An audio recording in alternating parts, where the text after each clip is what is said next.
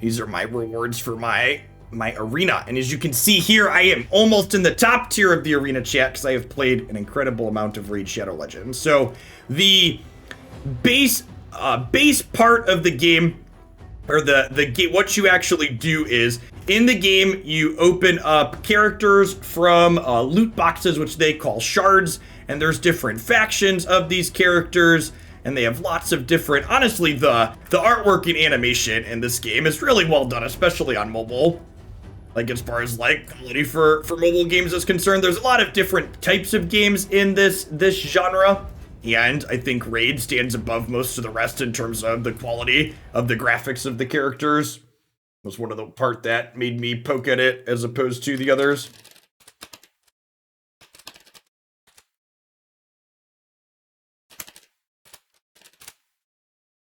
Alright, sorry, I was tagging people on Discord to let them know that we were changing games.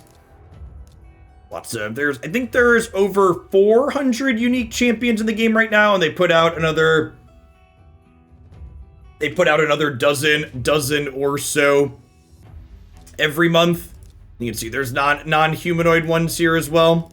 Undead, and there's demon spawn.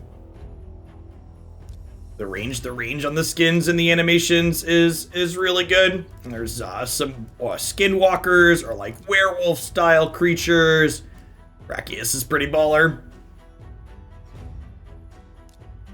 Yeah, we're gonna be playing Historic tomorrow, Doof.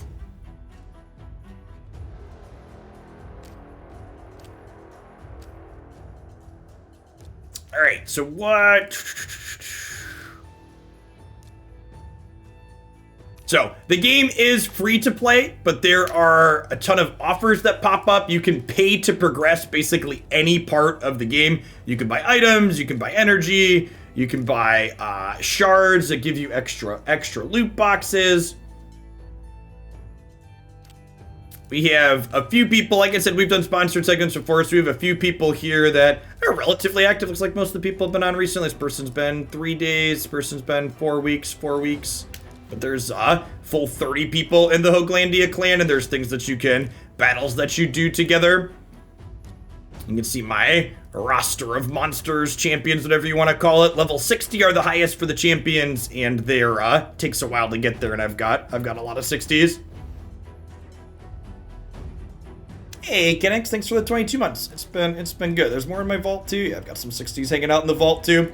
Like I said, like I played this game religiously for like probably close to a year. Probably about a year ago I picked it up. But I finally, like, after a year, I'm finally through most of the content. So let's look at what does the actual gameplay look like. So there's different game pieces. There's a lot of different game modes here. The core of the game is basically, this game clicked for me because it feels very similar to card games in a lot of ways, honestly. And part of how it works is there's different areas in the game that you put together groups of champions from the pool that you have, and the champions that you're playing with from the pool that you have are used to solve different boss fights encounters. So, like, I've cleared the highest level of every dungeon in this game, but I can run through and show some of the animations. So, unlike a game like, say, Diablo, like an ARPG, basically the optimization in this game is you're gearing characters and building characters in a way that the end game goal is getting them to fight themselves. So if I click off the auto battle button here, you can see these things have skills, and I can choose like what their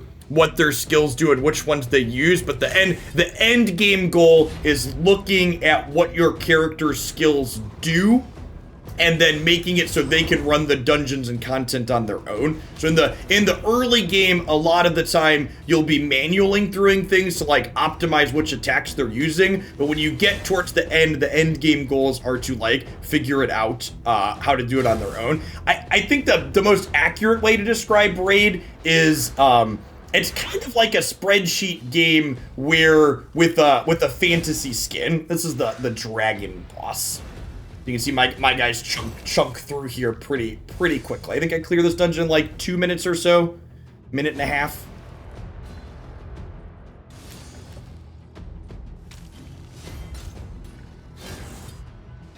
there's a good amount of content in Raid. Like I said, it took me like a year to get through most of it. Then you get items. And this item is bad, so I'm going to sell it. The dragon's one of the most straightforward dungeons. There's 4, 5, 6, 7, 8, 9, 10 dungeons in this area that all have different bosses at the end with different gimmicks. And then part of the challenge or interesting part is figuring out which mix of your champions that you have and gear. Yeah, and like if you're someone that doesn't spend, like I spent money on Raid when I was playing it. I don't really spend anymore as much, but when I was playing it, I spent a little bit of money on it. But you can definitely play without spending money too. Like they give you energy and packs to play in different parts that you can play an hour or two every day without spending anything. Probably more than that, honestly, with all the areas that are in now.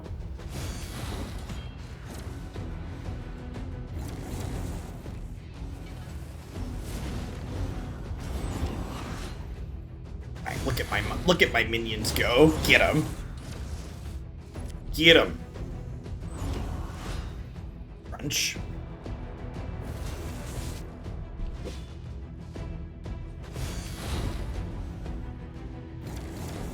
You can see there's bonuses and penalties that get applied based on different skills that they use. Like the Storko is stunned now, so he's not going to get a turn. Crunch, crunch.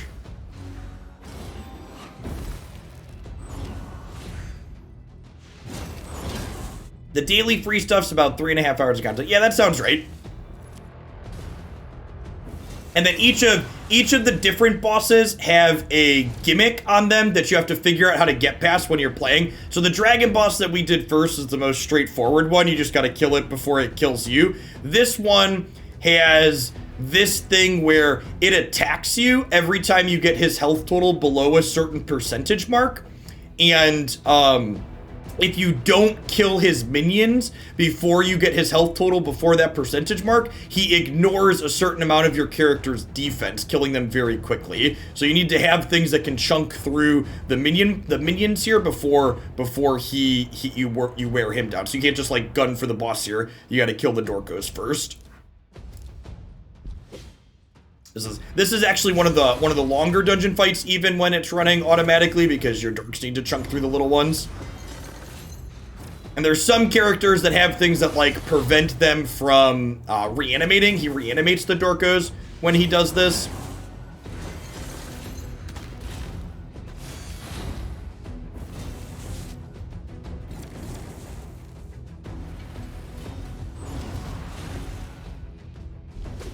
Arr.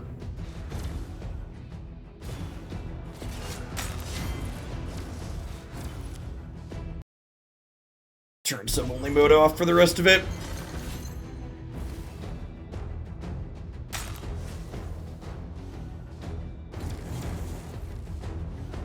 If you want to check Raid out, you can do it using my link here in chat. I really wish Raid wouldn't turn the audio off every time I click off the window.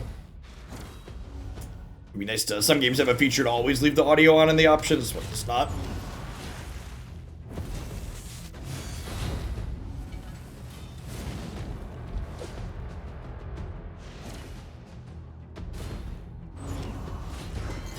Feel like this group of idiots I have here probably isn't my fastest team for this boss. There's also some danger in going super quick though, because if you go too quickly, you can chunk through the boss and then he kills you before you kill the minions. And you can see like something that happened, for example, the boss froze this Dorko and this champion that I'm playing removes debuffs and heals. Like if I look at the info, it tells me that it puts up block debuffs so they can't be frozen again. And there's decreases and stuff on their Dorkos that my units are applying.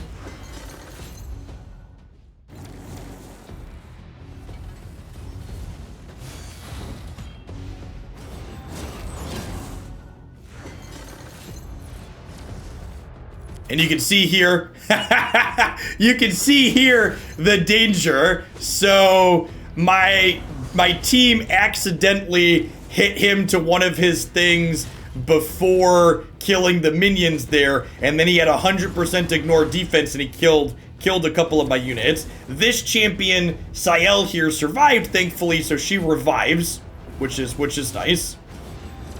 And she also heals, so you see her Boundless Life passive trigger there, so she's healing people back up.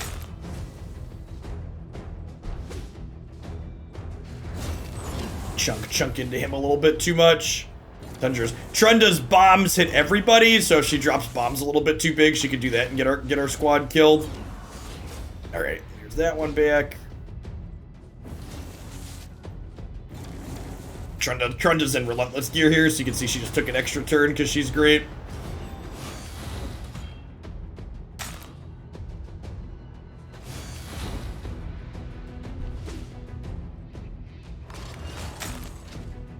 Uh-oh. Are my team gonna lose? I think they're gonna lose because of Trunda's bombs.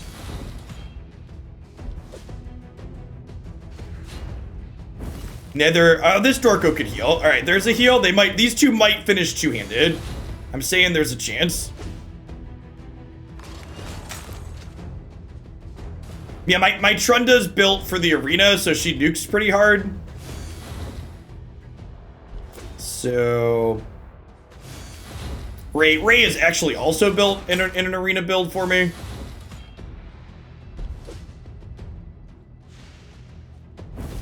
What's the arena? The arena is Raid's version of PvP.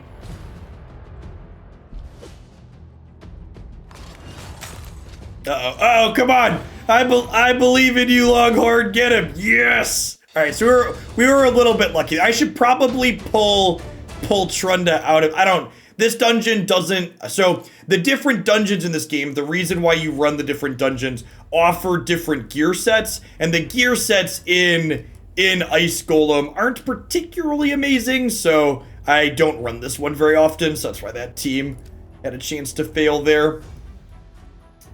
Let's showcase. I'm gonna run through one of each of the dungeon bosses here on the highest level, and then we can show off some of the PvP in other areas. I'll just showcase a little bit of everything here, and you can see, like, one of the things to highlight here too is you can see my champions. While there's some overlap dungeon to dungeon, I'm largely using different champions in each dungeon. Nah, I don't think I'm gonna do the fusion this time through. Around magic set releases, my raid time goes down because I'm spending more time doing magic and streaming, and I forget what faction the current fusion is, but I'm already maxed on that faction war crypt. Now, Fire Knight, this dungeon is one that I spent some time optimized. This team's pretty quick. Sacred Order, yeah, I've already got 63 stars on Sacred Order.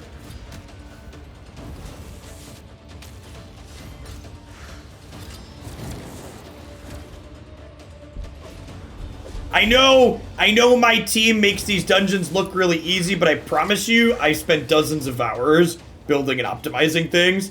Yeah, FK is probably the best one. Yeah, I think this team does it like 2 minutes or so.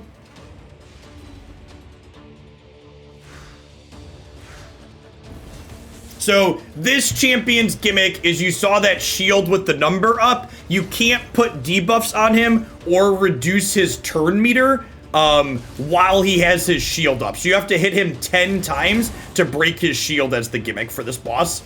And then once his shield is down, my champions do what's called turn meter control. You'll see this yellow bar building up under him. The yellow bar is when he gets a turn. But if you break his shield open and then have champions that reduce it, he just never gets a turn. You're basically just time walking him endlessly. This champion and both of these champions take his turn meter down, and then this one helps break the shield.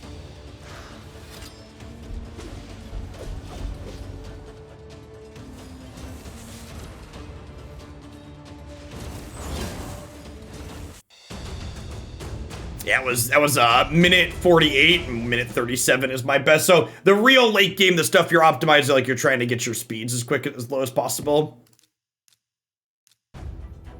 The spider dungeon is fairly different than the rest of the dungeon. So if you notice those first 3 dungeons we ran through, there were 2 waves of enemies and then a boss with a gimmick at the end. The spider dungeon, you start at the boss right away, and it summons spiderlings each turn that you fight against it. So this guy, miscreated monster, is like Spider Boss on easy mode because he put shields up on all of my idiots that are really huge. And then the Royal Guards and the Cold Heart just chunk through the spider. The big mama spider.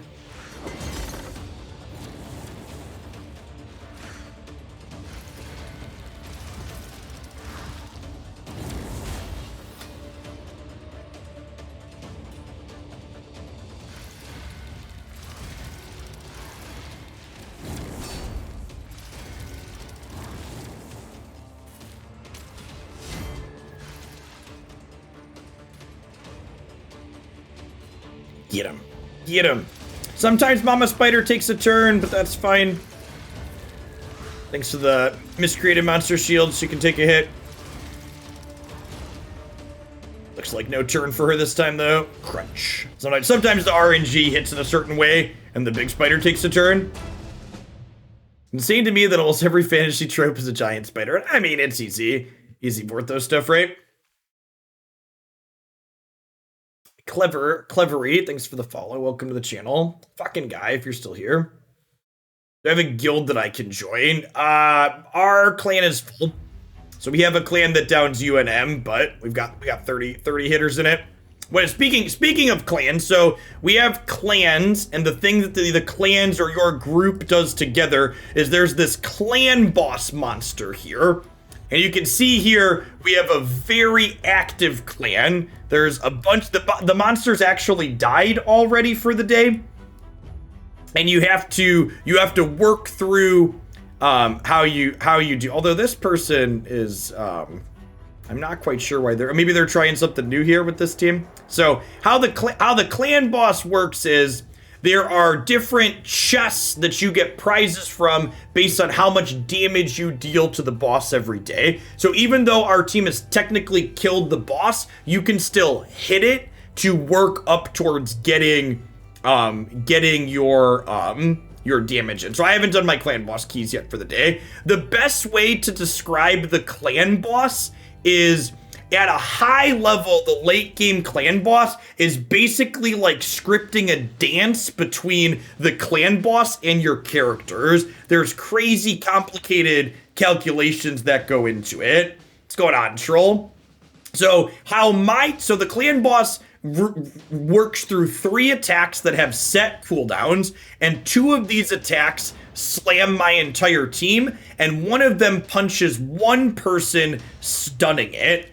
So my team that I have here has been very carefully crafted with its gear optimized and all of its speeds and health totals lined up to make this boss fighter dance go exactly how I want it to go. So this guy, the Maneater, he puts up these shields, and as long as they have this unkillable buff up, my characters can't die, but it only lasts for 2 turns, and it has a 5-turn cooldown.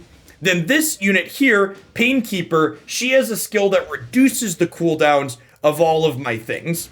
So we have her use that. And then he slams our team here. This is Razin in the middle, the lizard.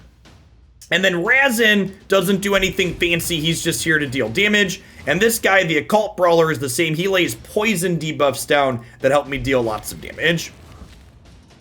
Now, the part where it gets funky, in addition to making sure their things line up here, you'll notice that this Maneater went twice before my little Bulwart over here even got a turn. And my Bulwart is sped to a point where he's super slow, so he only takes 2 turns for every 3 turns the boss monster takes, the clan boss. And what that allows us to do is it makes it so when the boss goes to punch somebody in the face, he punches this one and the unkillable is still available on him, so he never dies.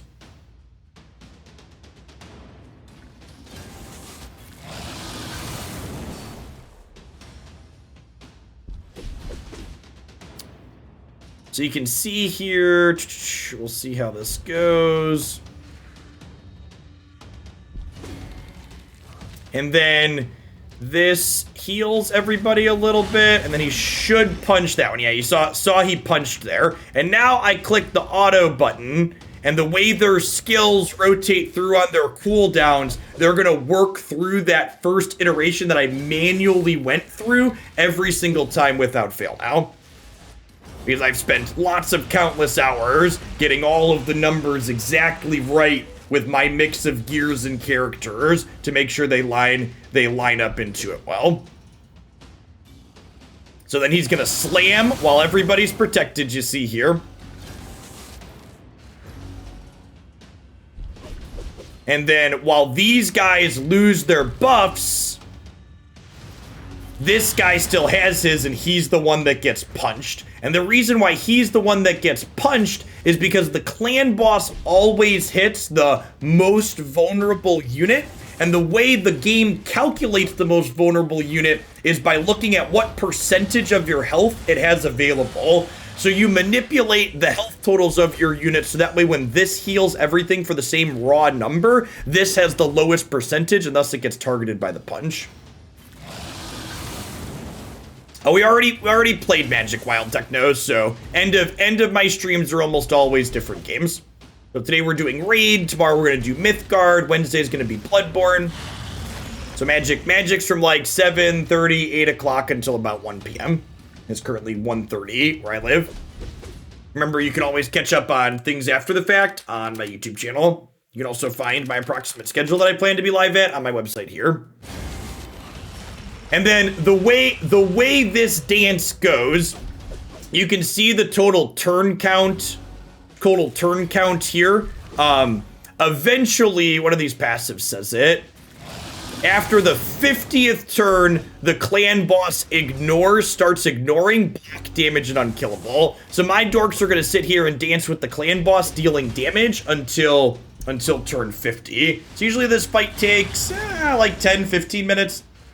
When I'm playing daily and logging in, I'll like queue it up on my phone and let it go and then eat breakfast or do something else. So I know I've scripted them to the point where they're going to do what they need to do. You need to get 70 million damage total on this highest level clan boss to max it out. So my team usually does like 28 to 32 million. So if I spend 3 keys, I hit the highest chest. Get my first main eater during the latest 2 exploits. I can finally work on one of these teams. Yeah, these teams make the highest clan boss real easy. You still got to do some finagling to get it to like a 2 key or a 3 key. Like my team can't quite 2 key. I think if I rebuilt some of my champions, I might be able to 2 key, but 3 key is good enough.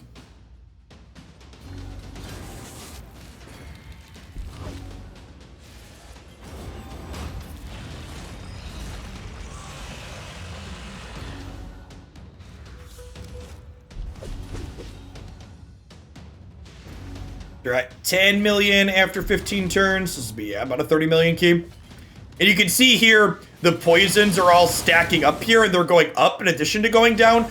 Sport has a passive where when he gets hit, he has some percentage chance to increase the duration of all these debuffs. So this run's probably going to be pretty high rolled for me because of how high these poisons stacked up. We get a couple more good bulwark procs, and we'll stack up a ton of damage on him.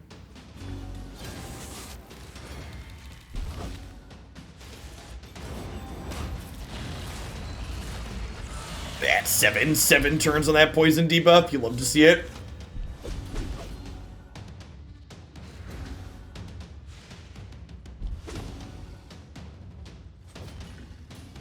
It's funny. With the boys will see me playing this on my phone sometimes, and Jake likes to watch some of the dungeon runs go, but he doesn't quite understand the clan boss where it's technically unkillable. He's like, well, when do you beat it? It's like, well, you kind of don't. It has a total life total, but even once it's dead, you can still smack it for points. Which, making the clan boss be able to be hit past its total life total was so great. Having to coordinate everybody getting in hits on the clan boss was miserable. Being able to have like 30 people in a clan who all hit UNM and not having to worry about people getting cut out is great. So that way if people can't log in every day, you still kill the boss and people who do log in get doubled up. Yeah, we might actually hit like the 35 million with this run. We're at 16 million already on turn 23. Like I said, when Bulwark procs a bunch early, this team can high roll. Sometimes I 2-key by accident. Like Bulwark triggers a bunch early and stacks up poisons like this, and I get like 35 or 36 million. If that happens twice in a row. Yeah, look at that. All those poisons at 5 and 6 turns still. You love it. And like once the poisons stack up to 5 and 6, usually they all stay there. You can obviously low roll a bunch on Bulwark's triggers, but on average it gives them enough chance to proc again that it keeps going.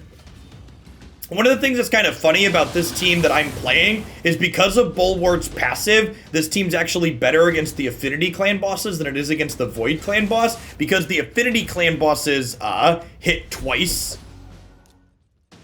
on their slam attacks as opposed to just once on the Void.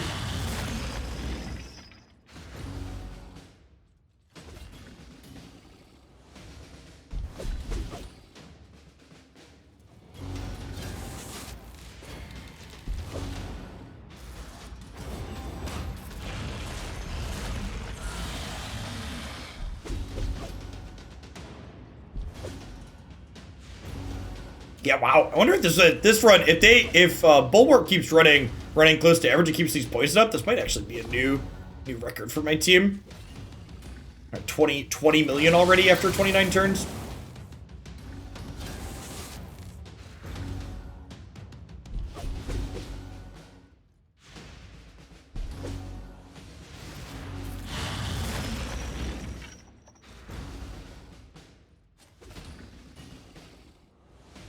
Oh, you know what we can do while they're doing this? They asked me to play one of the raid ads as part of the stream, and the raid ads are actually kind of funny. Maybe we'll watch a couple of them while this runs. Pull that up. I forgot about that.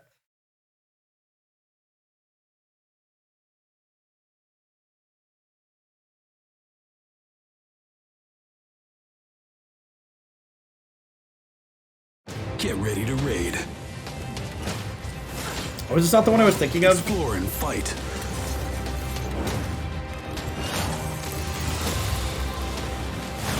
Choose your champions.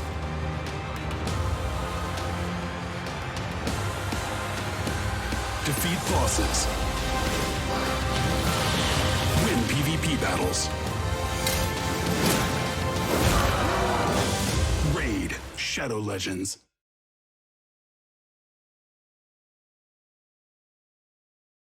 Oh, this is the one I was thinking of. Yeah, I just keep dying.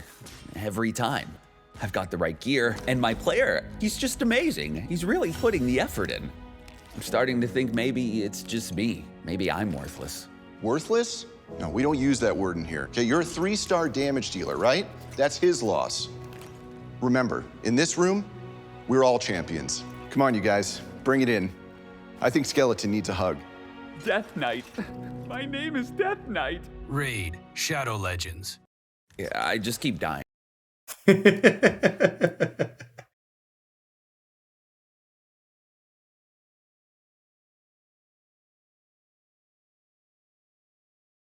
gonna pull up some of these other ones. They're kind of funny. I like them. Man, he never chooses me. Never. And I just try so hard, you know? I've got armor. You've got an aura skill. Isn't that enough? I know there's hundreds of champions, but we've got a lot to offer, right? I mean, am I wrong? Yeah, you all do. That's true. And like, oh, wait, what? Oh my God, I'm in. He chose me. In your face, losers. Woohoo! Arena champion all day. See ya. Raid over 300 champions. I feel, I don't know, I feel stuck, you know? What do you mean? Oh, God, I keep using the same skill over and over.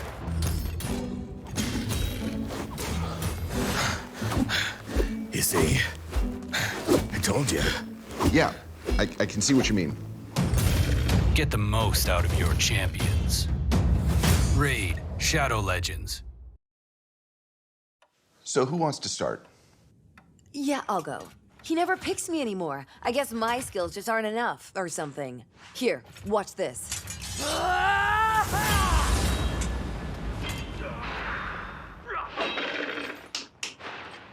Hey, hello? See what I mean? Nothing. Yeah, I get it.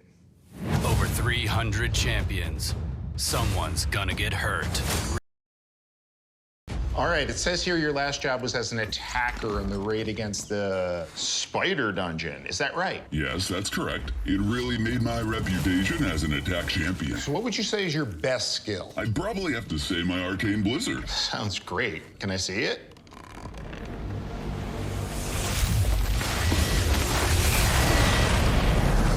Very impressive. Welcome aboard. Choose your champions. Raid, Shadow. Hi, sir. You wanted to see me? Yes, Death Knight. Please take a seat. As you know, we're having a tough time in the dungeons. We have a lot of low-level champions, such as yourself. I'm afraid I'll have to sacrifice you. What? The hell? For asking the job. You gotta be kidding me. I'm almost level 2. Next! Choose your champions. Raid, Shadow Legends. I don't know, Doc. It's like I don't even know who I am anymore. I've just been forced into this attack role, and it's not me. I want to heal, but he never uses my support skills. You mean your player? So let's talk about him. Oh, my player. My player who gives every healing artifact to the elves. Who only lets me attack with blades of fire. Well, I think we're making progress. Raid, your champions are... Tell me about yourself. What skills do you have? Well, I offer a 0.3% damage reduction, but only if I... Thank you. Just give me a second, okay? I can revive myself infinitely.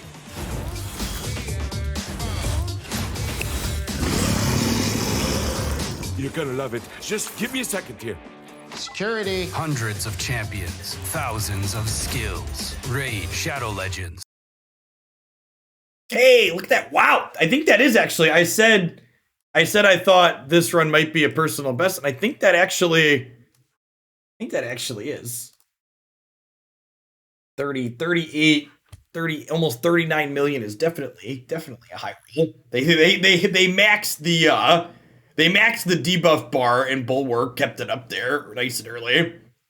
Usually this team is super high variance. Sometimes this team low rolls and they only do like 29 million, so like there's like a 10 million differential on that.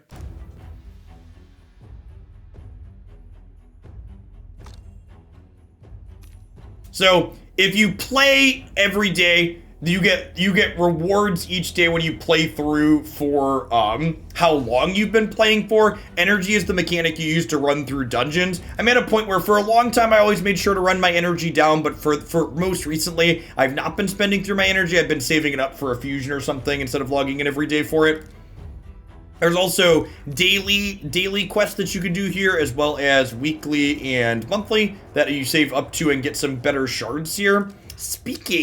Speaking of shards, when we do these sponsored raid segments, they give me a spending allowance.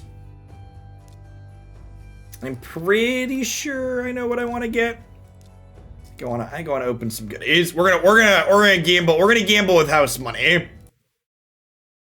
Hold, please.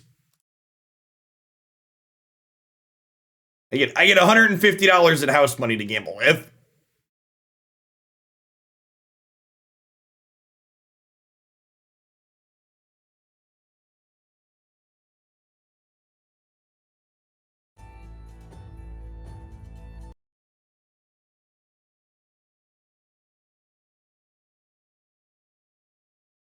Uh-oh.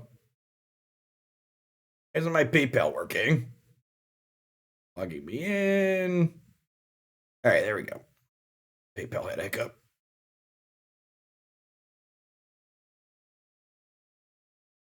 We're gonna crack a couple of sacreds. See if we can get the Lego book from And you can see here, this is a pack that you have to be certain levels to collect the rewards from, and I've cleared through all of the levels yet. What's my account level? 88.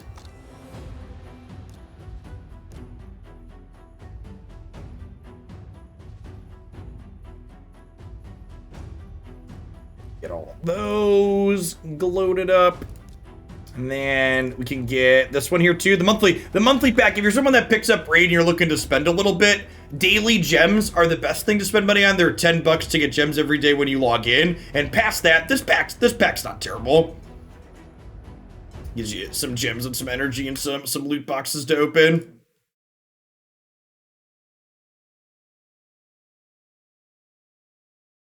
Get me some loot boxes here.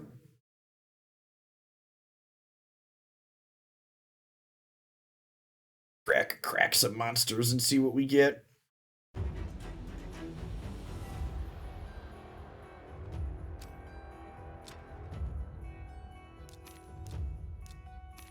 Sit on the energy for now. So like one of those packs gave me 28 energy refills here, and you have 99 days to collect those energy refills here. So you can see there were already some in here that I was sitting on waiting. So I'll wait to use those until there's something I want to spend extra energy on. All right, let's open the big ones, huh? I need some of that streamer luck, chat. Look at him. Look at that ice bear. I think I've already got one of him built. Look, you're looking for yellow. The yellow glow gives you that legendary hit. Crimson Helm. Oh, I'm out of champion slots. All right, hold on. Let's feed some people. Who wants to level up? You look like you want to level up. So one of the ads mentioned sacrificing champions. The way you progress characters in this game, in addition to fighting them to gain experience, you can sacrifice champions to give experience to your other ones. Let's feed him a bunch here. And then the champions have star levels, and to upgrade a champion to the next star level, you have to feed them 2 champions of the same level. So to turn this into a 2-star level 20 to a level 1 3-star, you sacrifice 2 other things. Oh, you know what I should have looked at? I was looking for the uncommon lizard that hits everything. I don't think I have any of those yet, though. Need to make sure not to sacrifice him by mistake if I do. I've got some level 10s ready to pop up too.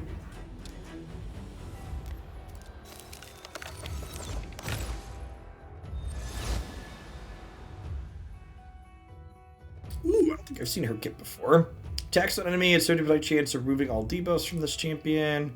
Places block debuffs on allies for 1 turn and a 15% continuous heal. That's okay. I guess this gets down to pretty quick if you book it. It gets to a 3-turn cooldown.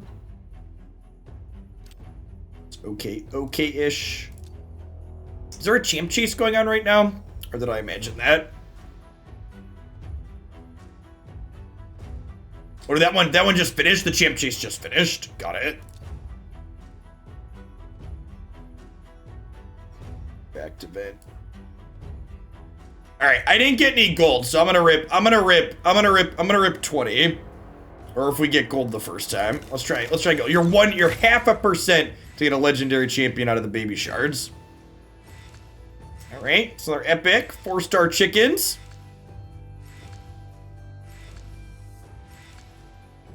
Alright, hit me again, dealer.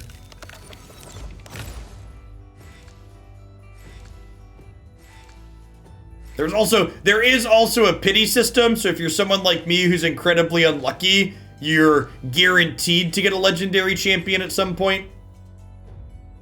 So you can see here, like most of these games, they're legally required to disclose what your chances of opening things are. So the big yellow shards, you're 6% to get the super strong legendaries out of, and the ancients, you're 0.5% to get out of. So like 1 in 200. Then there's, mercy system, not pity system. So once you've opened enough of them, it starts increasing dramatically. I'm planning on playing Chroma again anytime soon. Not in the short term, Chrome. I have a recurring contract with Mythgard right now, and it's tough to get in more than 1 or 2 different card games consistently and still do everything else I want to hit. I'm gonna open 10 more. Come on, we deserve some streamer luck, chat. Let's feed some champions in here, and I'm gonna rip another 10 pull. My pity timer's got to be coming up here soon.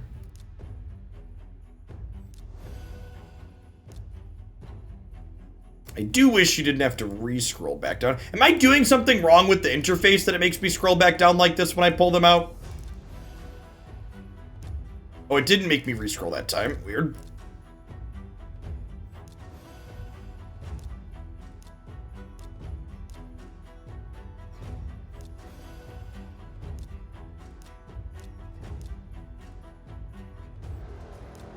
They do love to make you scroll. Isn't the pity timer only for epic? No, it's definitely for legendaries. It's for both, actually. Not gonna talk about what it's for. It's definitely for both. Makes you scroll the first time. Oh, weird. It must be a bug. It's 200 for Legos. Yeah.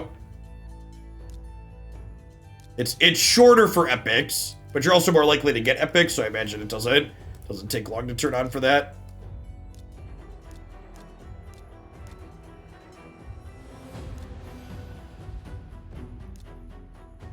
If you had upgrade rank before scrolling, you don't have to scroll the second time. Oh, that's good to know.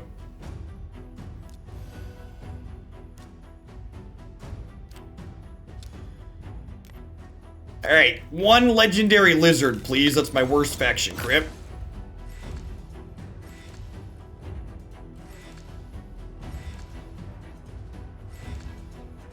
Some 4-star chickens in there.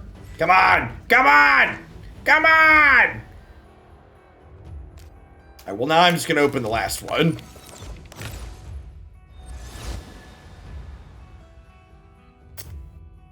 Wait, well, we're having chicken for dinner, chat. We're having chicken for dinner. Oh, I got someone new. Oh, that was a new one, right? Yeah. My SO crypt is maxed out. It's maxed out already, though. Oh, I have another new one? New demon spawn? Oh, there's a new rare. Okay, I was gonna say, that surprised me. Increase buff and attack. Heals allies. This is a cute support champion. In the early game. This is one of the new fusion rares. Okay. Alright, let's go mow some people down in the arena to complete these quests. Let's complete all my dailies for the day. Buy an item from the market. Let's go kill a campaign boss 3 times real quick here.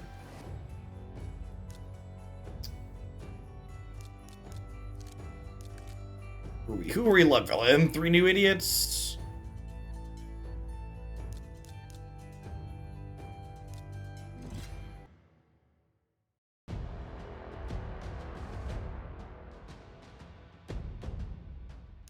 Get him, Ray. Get him.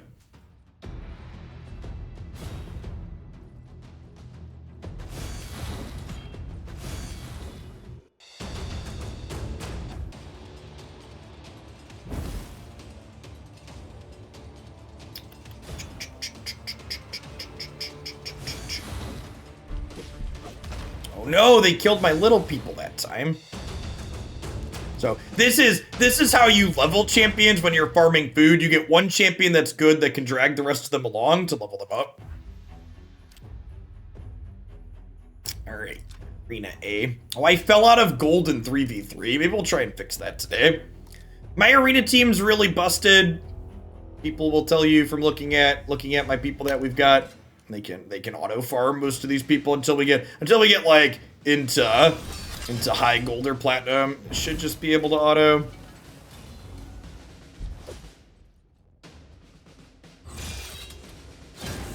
Trunda and Hedge are both in relentless sets also. Okay, I'm gonna show off my Hedge here real quick. I'm real proud of my Hedge. He's real good. This is a fucked up Hegemon.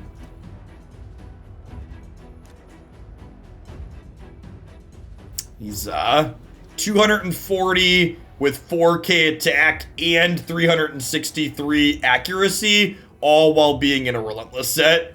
He's real disgusting. And he's even got speed. He's even got speed boots on, so that way he tends to be faster than most opposing hedges. A lot of people skimp and put like attack percent on the boots, but I like having speed so that way I can fight other hedge teams and not think about it.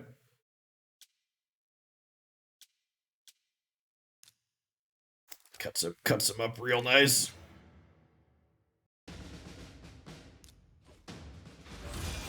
His shields, crunch. Crunch.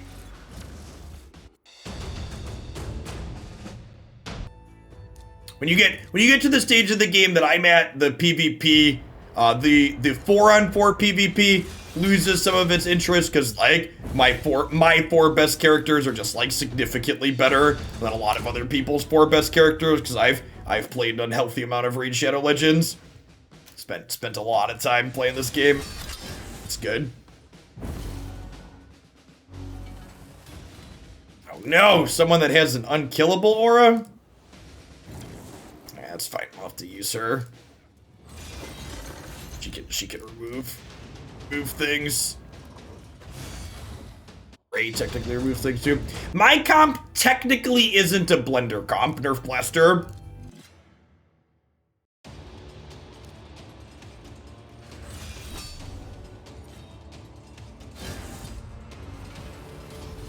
Do I know how many active clans we have? I don't know. Is anybody in chat that plays in the subs Discord? Is Shillington still active? I know Hoaglandia has like close to a full squad of people that are active. Shillsville, yeah, that's the one. I think we have 2. Is my understanding. But I thought we had at least a second active one.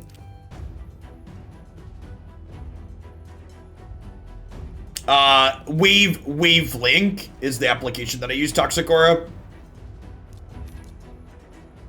Oh, I only killed the campaign boss 2 times. Let's fix that.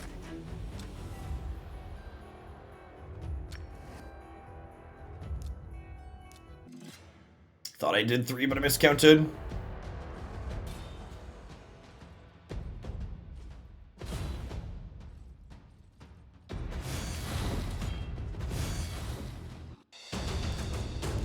There we go.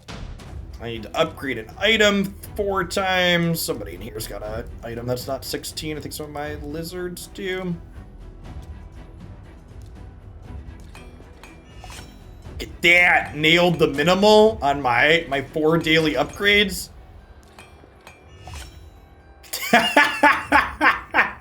Took it from 13 to 15 with the 4 upgrades. That's sick. Sometimes lucky. I can't decide. So what factions are open today? My Lizardmen.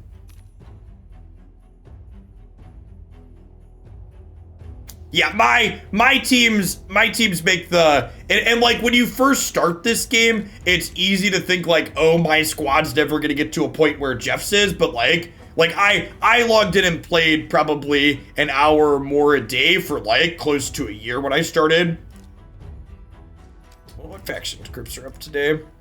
This is like the end gameiest of the end game, and I'm through most of it. I need. Oh, my Sacred Orders actually aren't finished yet.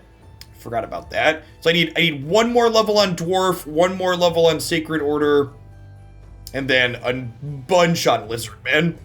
My lizards really suck though. You know what we could do? I wanted to. Is it this guy? Is it the one I'm looking for? He does attack all on both of them. I could rip a bunch of. What's it called? Looking for him. Like I don't have like any epics. Oh wait, I opened this. Does this do anything? Decrease speed. This kit sucks. That's probably not worth building. Yeah, like I have Razin. I have Razin and I have Jerrig. Oh, I could farm a campaign stage for him too. That's true. What's my lizard team? I think it's like Razin, Jerrig, Yizzo, and then these 2. I 60'd this idiot for his shields for the Doom Tower. Yeah, exactly, Hats. I forget, I ate all of my rares. So like, I'm missing. I guess I could open epics here, but I'd have to open these idiots. I don't think I have either of these at the moment. I have to pay attention to void shards. You could buy some of them in the 3v3 shops now. Oh, is that true?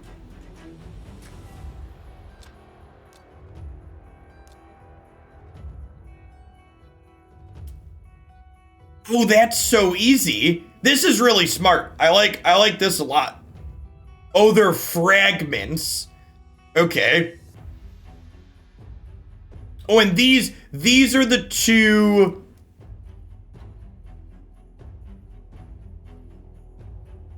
These are the two. Yeah, two you could fuse from uncommons and two you can't. Okay, yeah, that's super cheap. Oh, these are only 24 hours. Okay, sure. Yeah, I've got a ton of gold bars.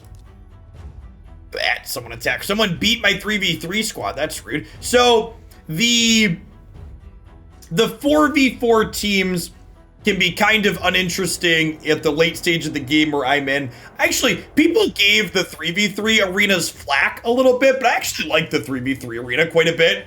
So, for example, there's more thought process that goes into where you want to stick people when you're playing this game mode that I really like. So, for example, my hedge team here, I like to put against whatever is likely their fastest team, because hedge always goes first, so he can hopefully cut and block them.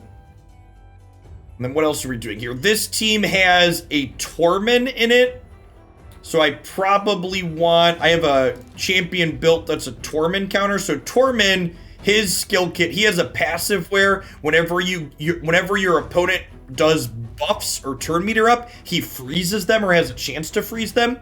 So this champion that I have built, where is he? Oh, do I have him in my vault? Did I vault him? I might have vaulted him. So this champion that I have built removes debuffs, which is sweet. And these idiots are probably fine for here. Actually, I probably want these. This has unkillable and this has unkillable, so I probably want Saris in my middle team here to be able to strip debuffs potentially. All right, so let's try it. Let's try this configuration.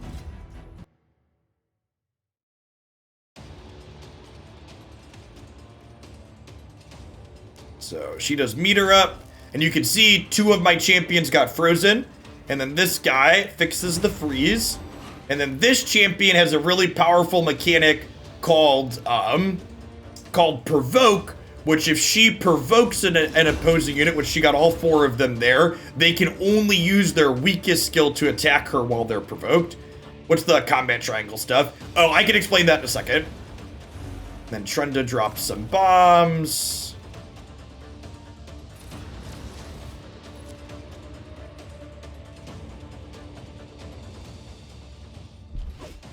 Sometimes there's close decisions in the actual games, but like I said, a lot of it, even in here, is figuring out like, okay, what does their team composition look like? How do I best sculpt my team to play in against their team? All right, and so you basically play a best of 3 in 4v4s here. So we won the first battle.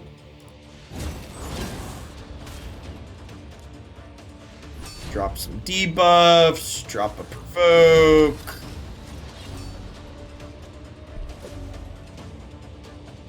I go ahead and have this guy kill this one probably. Yeah, sick. Yeah, all of the decision, basically all of the decision making in this game is related to team composition. And as you acquire more champions and get more champions leveled, you have a lot more decisions. Like, for example, if you were just starting with raid 3v3, your attackers have the advantage. So one of the way the PvP works in this game is this is asynchronous. So you set a defense up and then people attack your defense. So like the other player here isn't controlling their team in real time. The AI controls them.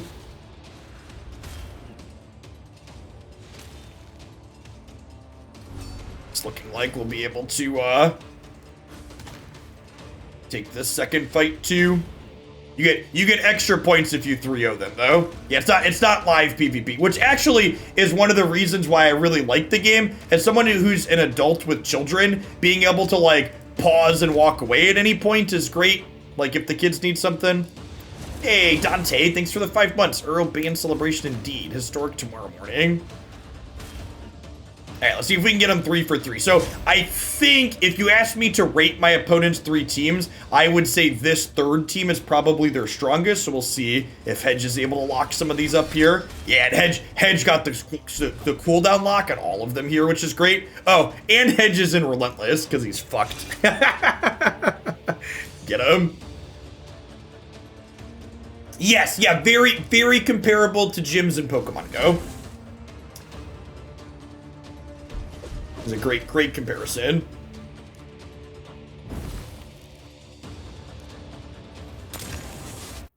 Man, 3-0'd him. Collect our gold bars. I actually think if you like, it's one of the more time-consuming parts to play through because you have to be like actively focused on it. You have to think about it the most. But from a I'm sitting down and playing Raid, I want to like play Raid for an hour these days. I think the 3v3 arena is actually my favorite part of the game. I think the decisions that you're required to make a lot of the time. And like here, for example, so going first tends to be an advantage, and Hedge always goes first. So I want to try and guesstimate which of these 2 teams do I think is faster, and I bet it's their top one here. And then of my remaining 2 teams, I would bet this team is faster than this one. So I want to put my second fastest team against their second fastest and hope to go first 3 times here. You can go second and still win, but you're less likely to. And I guess there are some specific team comps that don't rely on speed, but it's easiest to rely on speed. You can see here, my guys popped off, but they got a turn afterwards.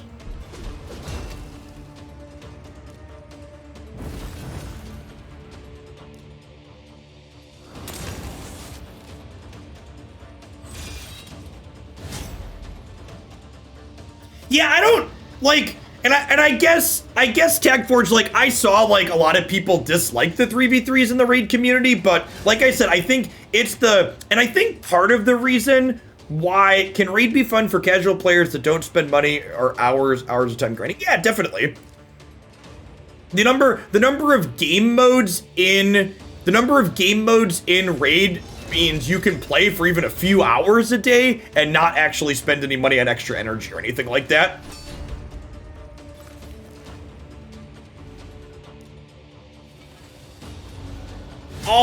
All spending money does in games like this is it skips parts of the game. So it's basically like pay to skip a part that you don't like is effectively how it works. But all of it, everything in the game is accessible without spending anything. But sorry, to comment on my enjoyment of 3v3s, I think part of the reason why a lot of people don't like 3v3s that play Raid is because 3v3, I think, is the hardest part of the game where you can turn your brain off. Because, like, at this point, like I mentioned, all of my dungeons are like autopilot. I've set them up and go. You can't really just set up and go in 3v3s because there's so many different permutations of, well, my opponent's team comp could be all these things. So you can't have teams where you just like turn your brain off and have accounted for everything that's good no matter what. If you want to play this game mode optimally, you basically have to always be thinking about what lines up into what how. I think these actually line up okay. I would assume their Arbiter is their fastest team. And then these could go either way here.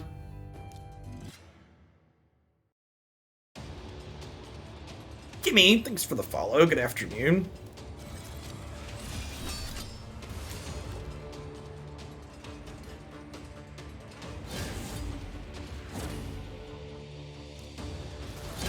Alright, so we'll try and provoke him.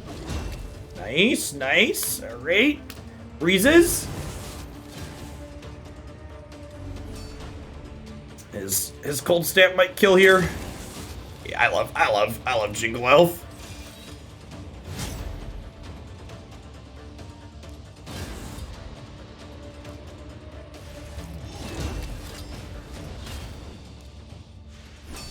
So this team here that I'm using in the middle, this is what's considered like an optimal raid takedown team. And basically, this champion here is super fast as I can make her. And she uses a skill that boosts the rest of my units.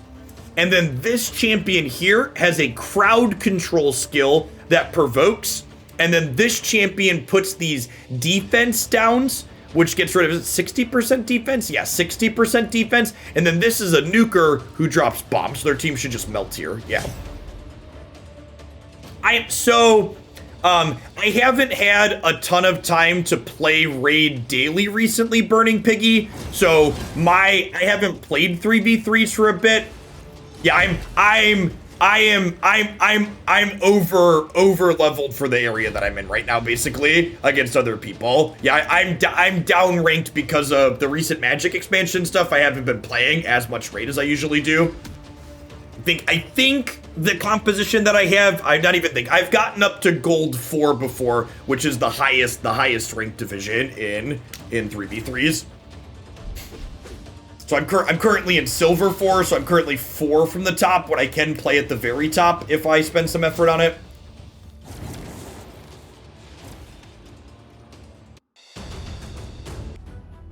And you can see here, so how these work, there's 7-day ranking periods. So if I earn enough points to cross this threshold by the end of the ranking day period, it'll promote me here. You can see here in the tiers where things are at. Usually I get to here no problem. If I play like 3 or 4 3v3s per day, I can stay in here usually. And if I play a bunch, I can get up into the top rank here. Do you lose rank if you unsuccessfully defend? Yeah, that's exactly how it works. So you can see here, there's a battle log, and my defense has been attacked twice. And on one of the attacks, one of my teams lost, but 2 won. So I actually gained points when these people attacked me. And then here, I won this one, but lost these 2. And you can see my defense here. I click in, and it shows my 4 teams.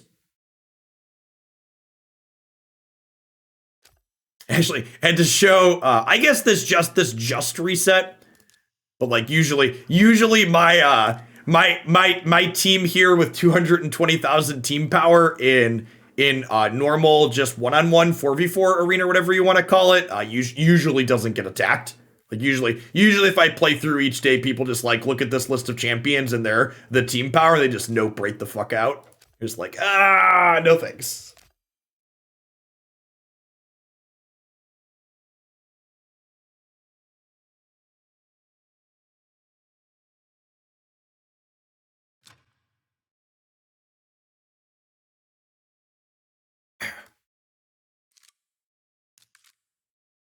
I haven't done any Doom Tower on hard yet this week.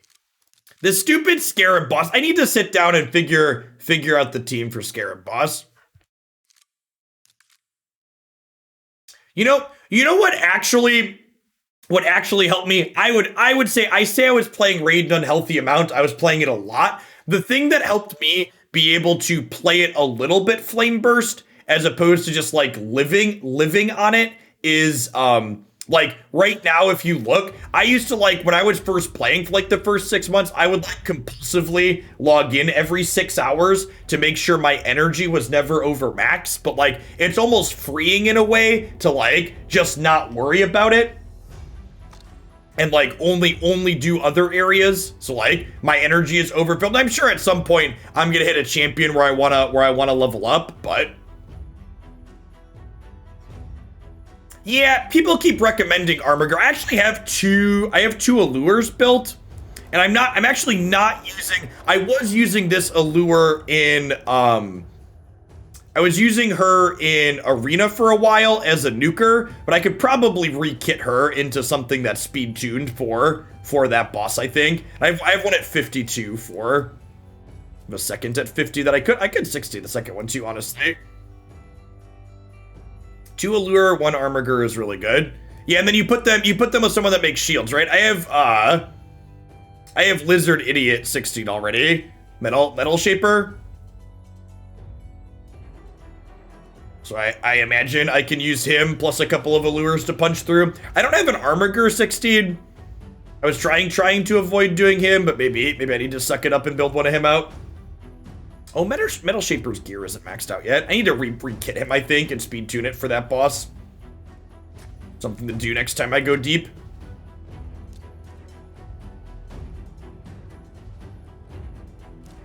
Hey, Avatar, thanks for the 1.5 years. I appreciate that. Welcome back.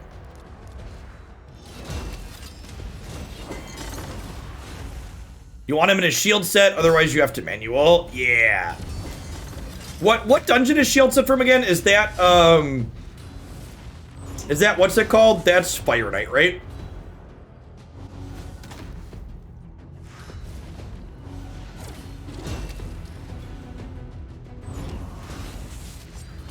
I should probably go deep on a Fire Knight tournament at some point. That's probably why I'll dump like this 4K energy I've got saved up.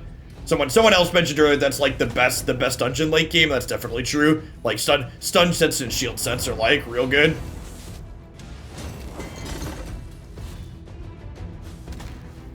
Is there one? That's part of the fusion though, right? I think I'm skipping the fusion.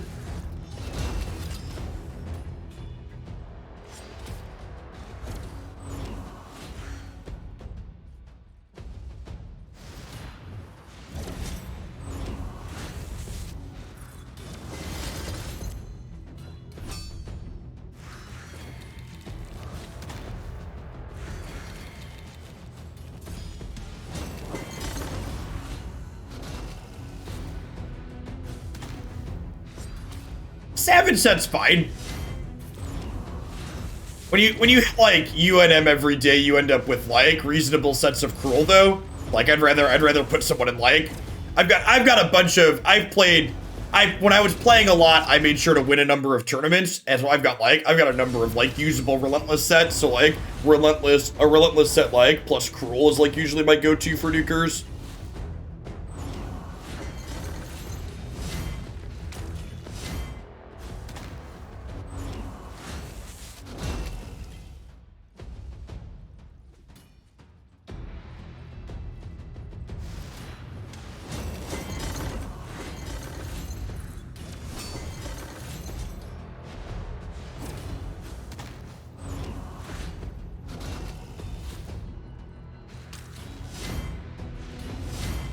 Hey, Mason, thank you for the 21 months. I really appreciate that. Welcome back.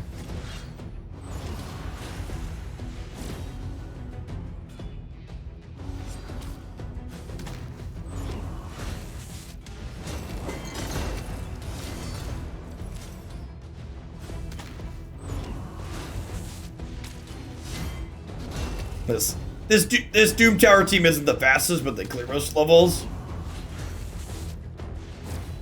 Yeah, this is sorry, Cody mentioned the Doom Tower is new. Their last big content update added this, and basically is it 120 floors or 130 with four new bosses in it and different waves to get through.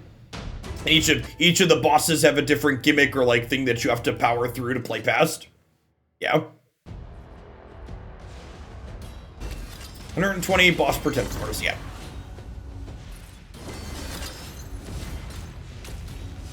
So these are, we were talking about me needing to build teams for the Scarab boss. This area is one that they added, and I haven't had a deep into raid session since they added it really, so I need to figure out a team that can kill the Scarab god consistently on auto.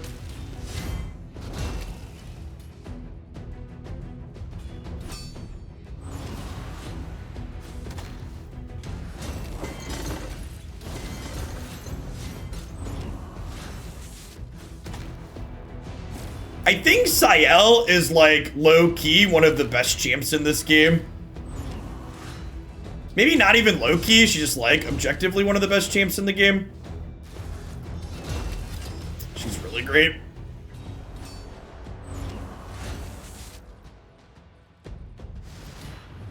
Gets you through so much content. I've got mine in a stun set, which is great. She just does crowd control like nobody's business.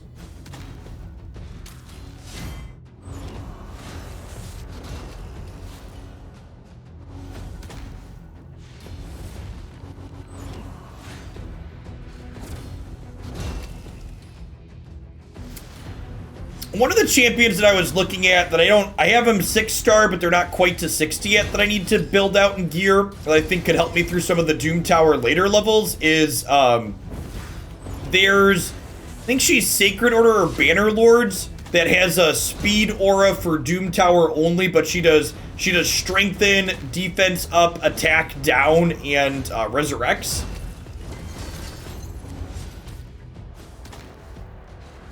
I think her kit seems really good.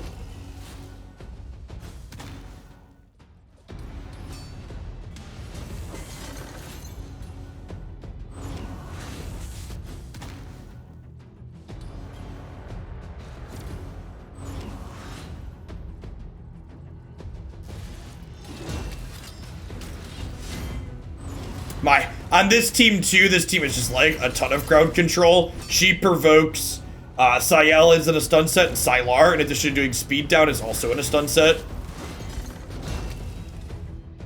And then Katana actually technically does provokes as well if there's enough debuffs on them. This team frequently puts enough debuffs on for her provoke to trigger.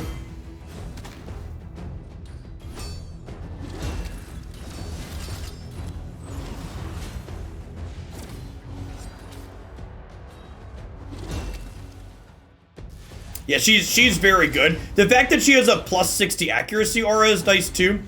But some of the accuracy requirements you have to hit are really high.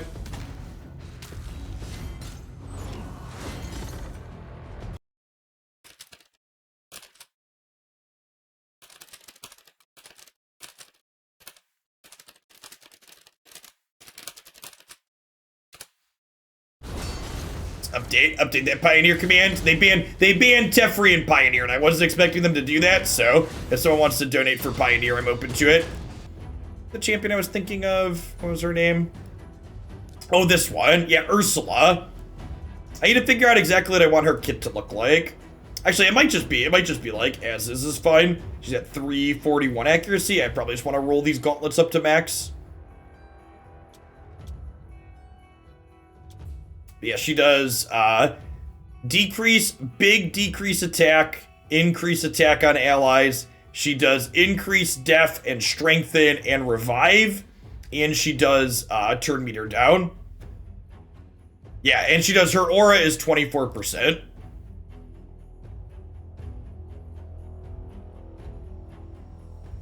Pull her gloves up and put her into my comps here and see how she does.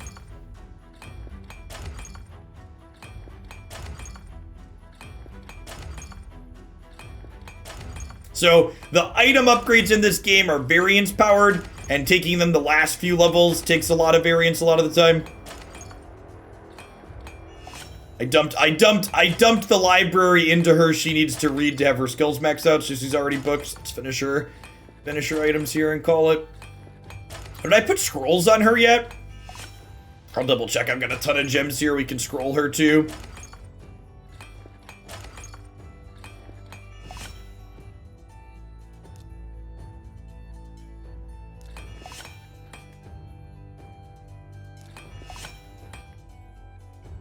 Put a big one on these on here. Make all of our numbers go up. Did I glyph the rest of these? Extra resistance one on here, just in case. Ooh, 9, nice.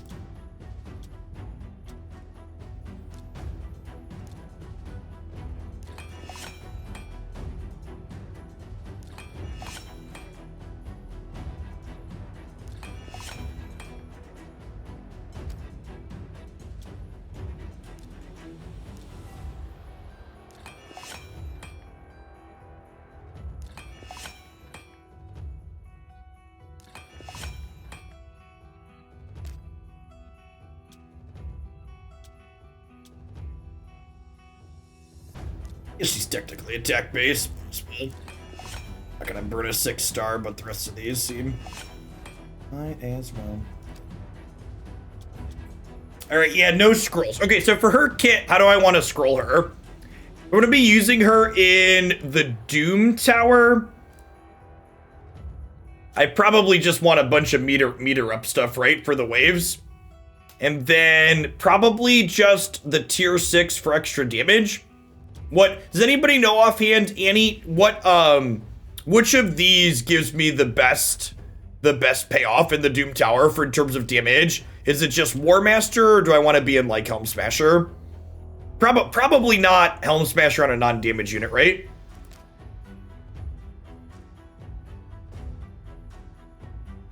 ACC, she's pretty accurate. I'm definitely gonna go. I don't think I want my tier 6 on her accuracy. She's at 360.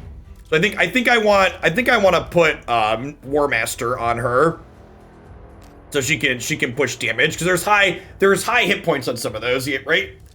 So we'll go here at least. Oh, that was the wrong button. I want to purchase scrolls. I don't want to grind them.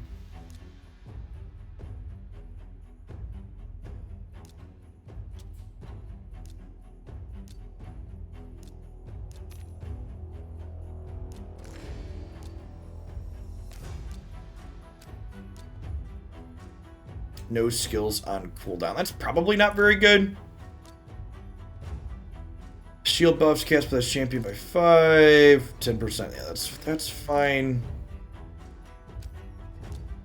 30% chance by 10 meter when a buff. Yeah, she does a ton of buffs, so that sounds good. Increase the cooldown of a random skill sounds potentially good. I don't really have her in sets that Lore of Steel is good with, right? Yeah, not really.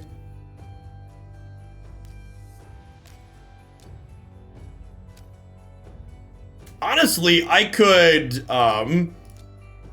put this on her too to give her meter up on. She does attack down too, right? Yeah, decrease attack.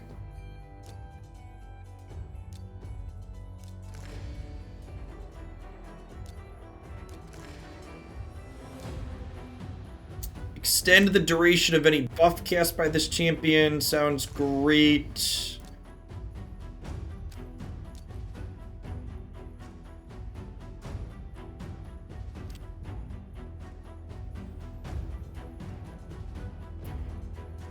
Honestly, Spirit Haste might be okay if she's resing people too.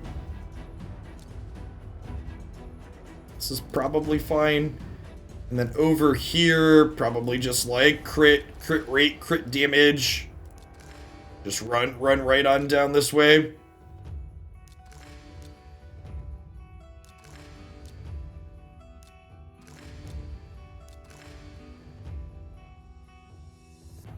As you can see, if you're someone that hasn't played Raid before, the decisions when you're building your characters, there's a lot of choices that go into them. That's fine.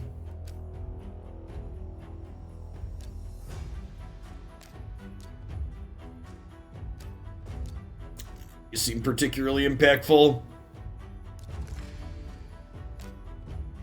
Yeah, got her up over 40k power. Sounds great. When she's only level 52, right? I bet I've got a bunch of Void Brews. 23, let's dump some. Dump some into her here if we're gonna actually use her in the Doom Tower.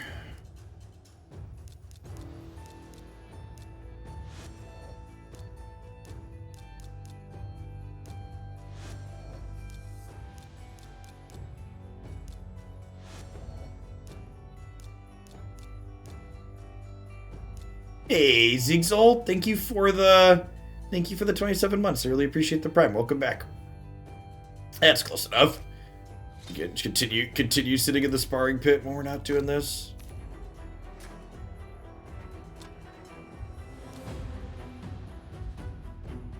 All right, who are we cutting? I wonder if I can get by without the provokes from her. It could just be this too. Get rid of the speed down. It could be Padma as well. Yeah, let's cut Padma and see how the rest of these do.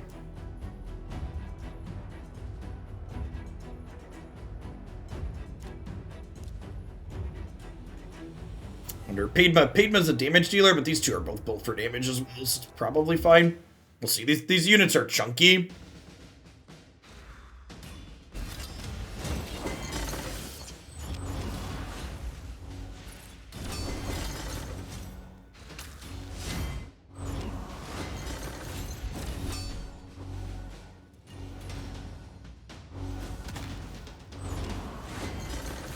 Having a speed aura in here is really nice. A lot of my speed aura champions just don't have kits that are built well for this area.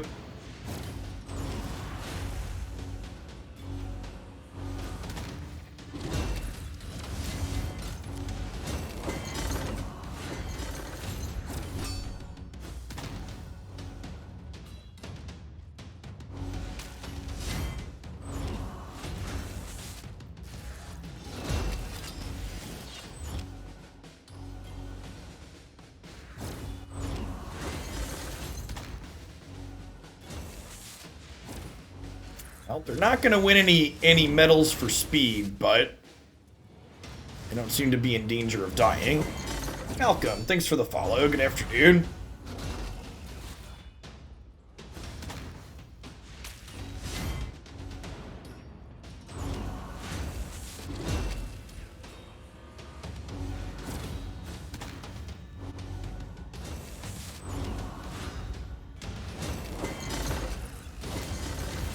Use Razen instead of Lysandra for turn meter in Arena. Like you have both, or you don't have a Lysandra and you're looking to substitute Razen. If you have both, Lysandra is much better than Razen. Razen's fine crowd control though, if you don't have a better crowd control unit. His A3 for meter down is fine. You just stack some accuracy on him.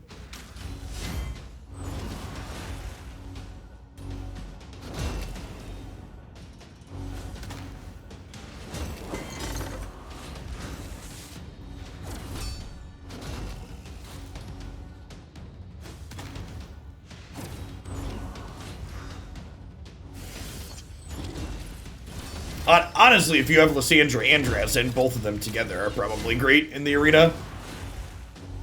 You have no clue what's going on. My carefully crafted units are fighting others in epic battle. This is Raid Shadow Legends. If you want to check it out, you can do so using my link. This is a sponsored segment with their game. It's on mobile and PC. I played a ton of it. If you like numbers go up RPG style games with team crafting, I would recommend it. This game kind of reminds me of like if Diablo 2 and Pokemon had a baby, is how it kind of mix and matches. You like have these teams of units that you sculpt to battle, but you gear them up similar to how you'd gear a character in Diablo. Sculpt them to battle through different areas and different challenges. You use different team compositions to get through different parts. Look at all this. Look at all those debuffs. Look at them. Just stack them up. You love to see it.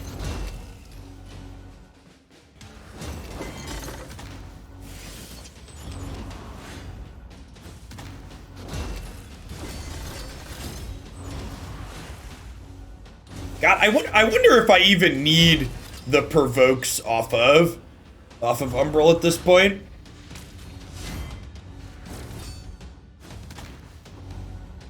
Yeah, so,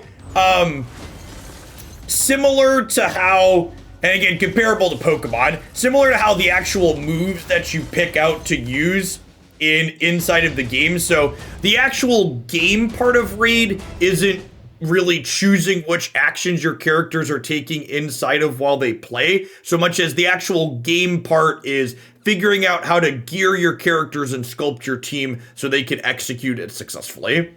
Umbral actually dealt a lot of damage there, huh?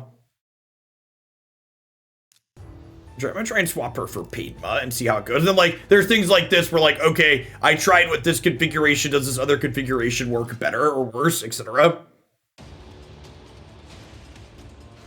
And then, before you even get to that part, there's also the consideration of, you know, which characters do you build, which ones did you open, etc.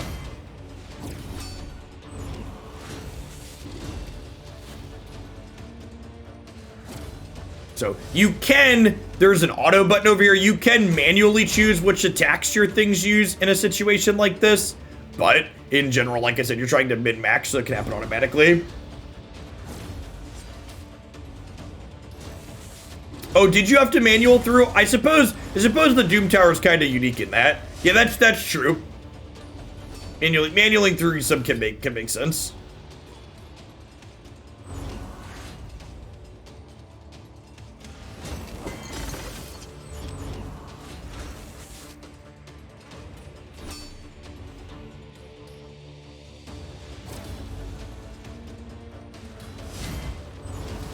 Yeah, the highest I've been through the Doom Tower on hard, I think, is around stage 100. I got hard stuck on one of the, when Doom Tower first came out, I pushed as high as I could get. And I got hard stuck on one of the waves in the 100 range.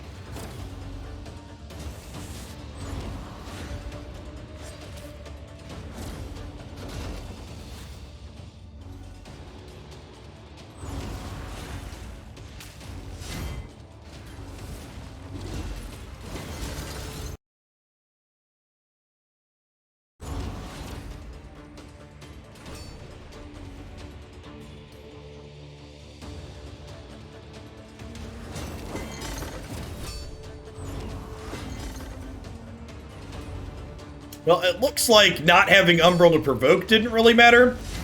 And it could just be the slight different composition on this round, but we're clearing faster than the last one. The last one took us over 3 minutes, even with a couple of pauses to show off manual versus not. It'll be like 2.5 here. Wonder how much damage Padma's gonna end up having done overall.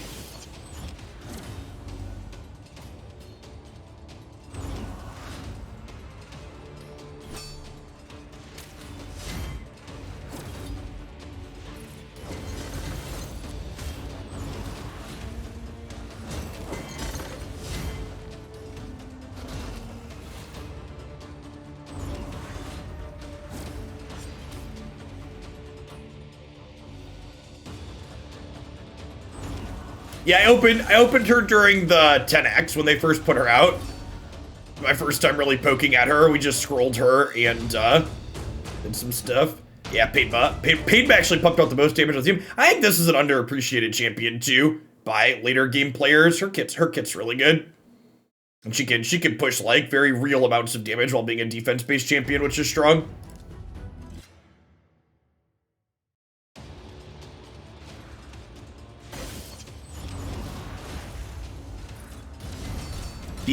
Defense-based champions tend to be really great in general because they deal damage based on the same stat that protects them.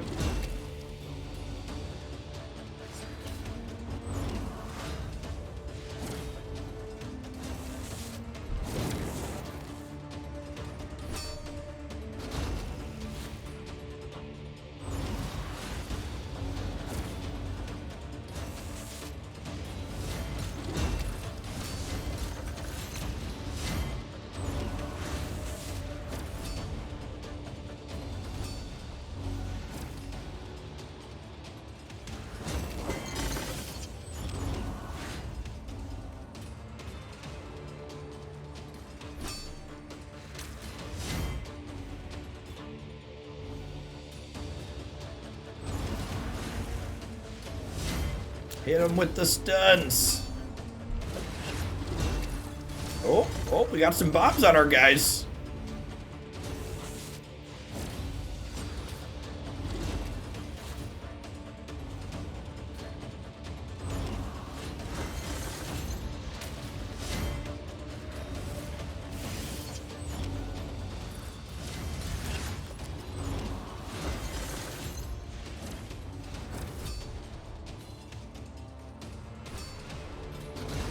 Oh, someone died. We got 2 people that res this, that's fine. Nacho Savior. Thanks for the follow. Good afternoon.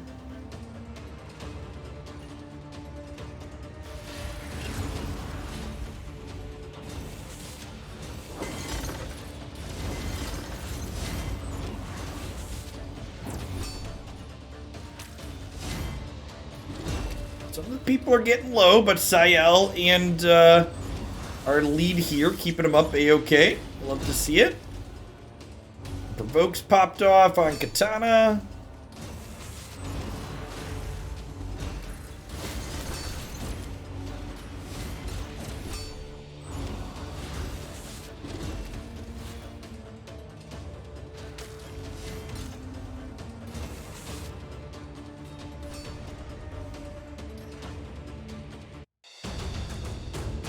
It's not bad. Painba putting up the big DPS again here.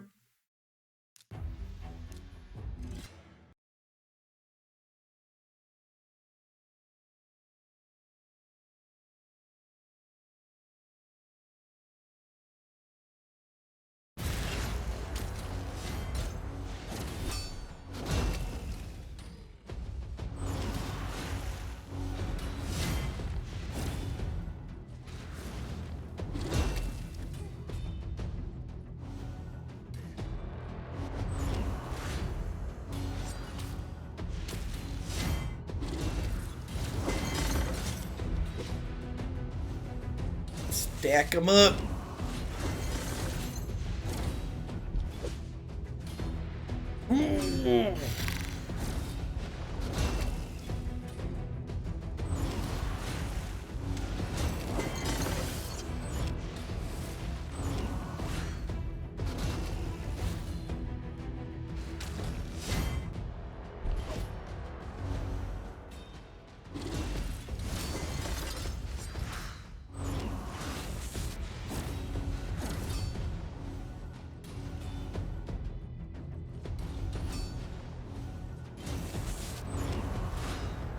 Longer wave for sure.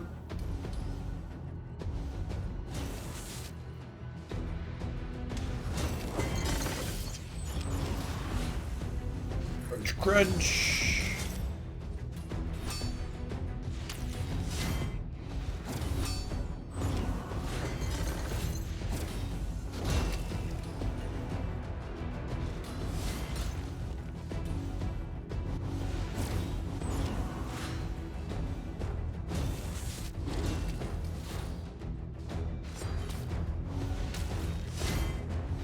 Who's the Void Champion in the middle? Ursula, I think is her name. She does Revive, Strengthen, Def up, Attack up, and Attack down, and her A1 does Turn Meter down. She's really good. I feel like she would be like if you popped her in like the mid game, she would just be account changing. She got my banner. Yeah, she's new-ish. She got my banner lords through faction crypts 21, which is great. She's within the last couple of months. They do like a dozen new champions per month. Is Gaelic a good starter champion? He's fine. All of the starter champions are fine. The wizard is objectively the best. If you're looking from a pure power level perspective, Kale is the best. If you like Gaelic and you like orcs, he's fine. Play Gaelic. Listen, I started with Elhain and my account is fine, okay? Actually, you want the super big brain play?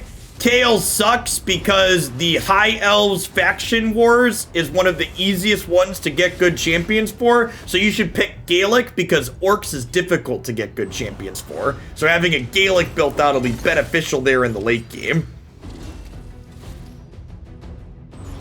Yes, there's the big brain play. Gotta get that Orc Crypt on lockdown late. Pick Kale.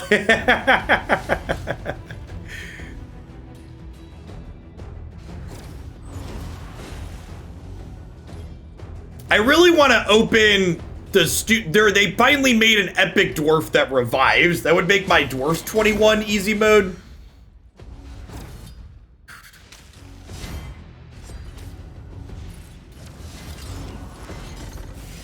Who's the best starter champion? Kale the Wizard. Banana Gun was what we were just talking about.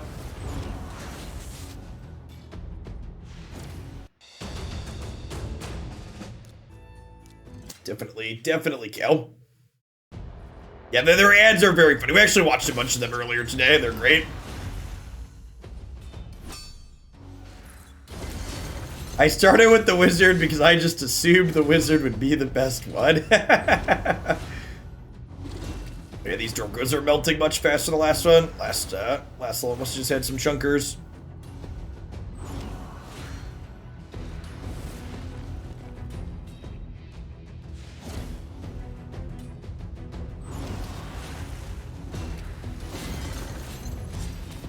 Yeah, the Epic Dwarf Reviver is what I'd love to open. It's like getting Molly is so unlikely.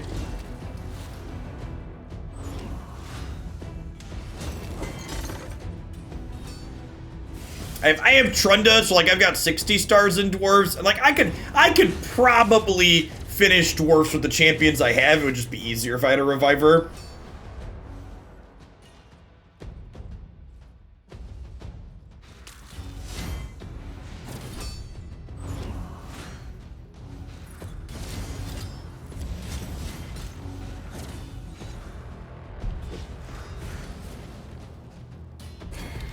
Pick Kale anyways.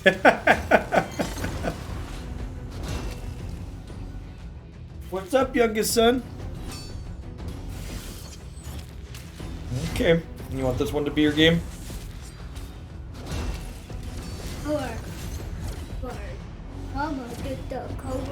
You being a good listener, dude? You enjoying your extra day off of school?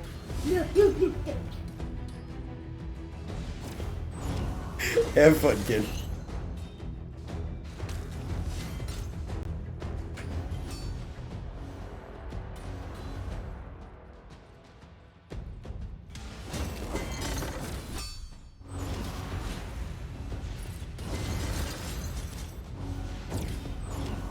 You're really lucky Annie will be mean to you as well.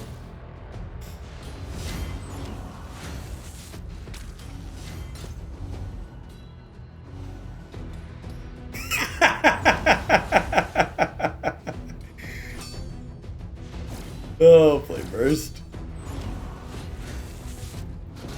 I think, do I have Richtoff? I feel like I have Richtoff. Or maybe I just recognize that name because it's a meme.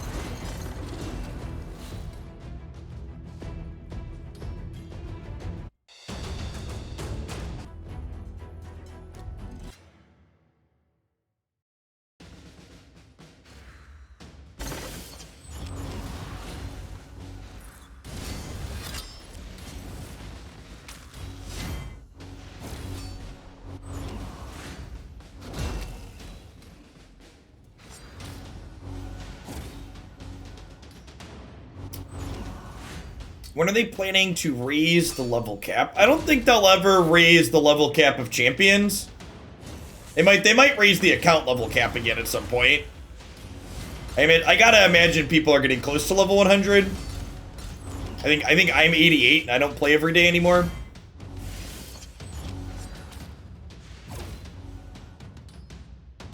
Hey, Jin, thank you for the 4 entire years of support. Welcome back. And Carlos, thanks for the 2 years. Good afternoon.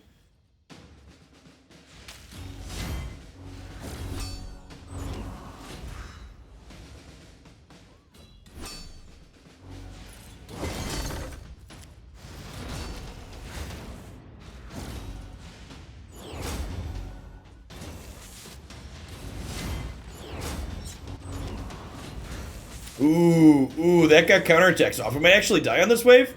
Yes, we're gonna actually see how well our healers work here. The counterattack's really bad for Sylar though, because she attacks everybody.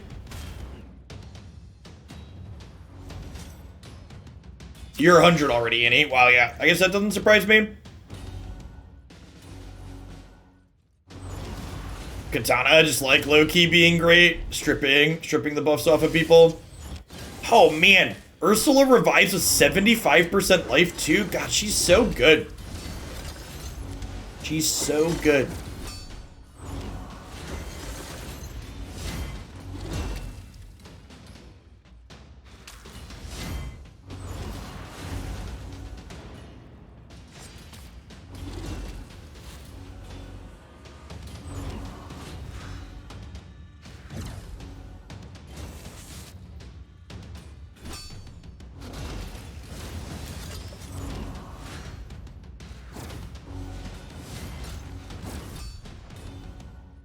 I feel like you like look at the times that this team has through the Doom Tower, and it's just like not much, but it's honest work meme. They're like not quick, but they're like not getting in danger of losing.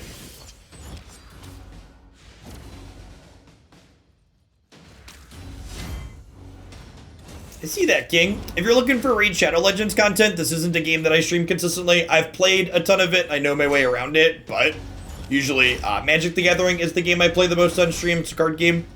If you're looking for good Raid Shadow Legends content producers, Murder Inc. and Hell Hades are probably two of the best. I watched a lot of their stuff when I was getting super into this one.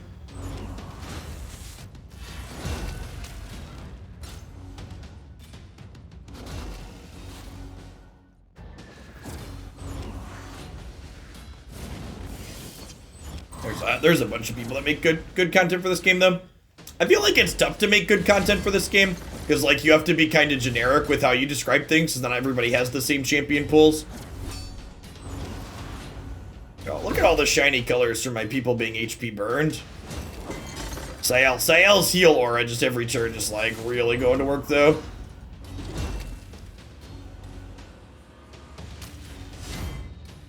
And keeping the squad up. Sael has a passive where every time she gets a turn, she heals the team by 10%. That life passive pop up there.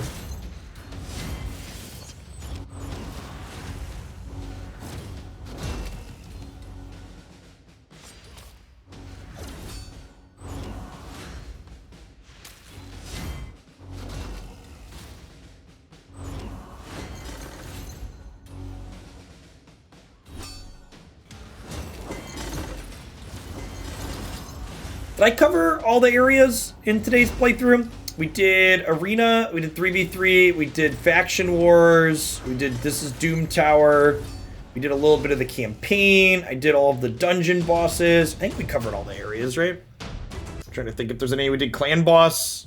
I think if there's any I missed before we wrap up today. Would you like to try and highlight a little bit of all of it before we do one of these?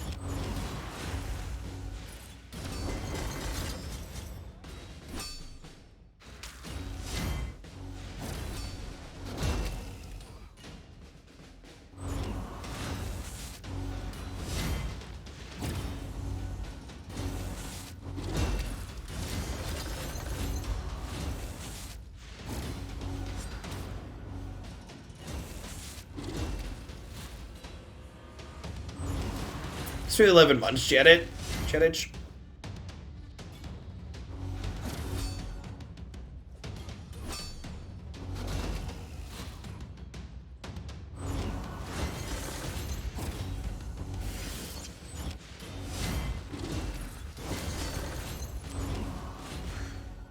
Five figures on void shards.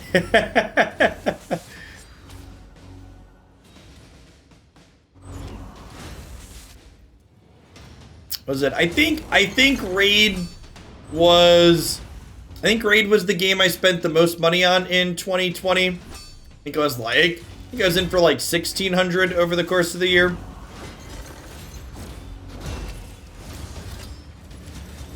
Which is like dolphin status in Raid. Gotta keep all those business expenses logged.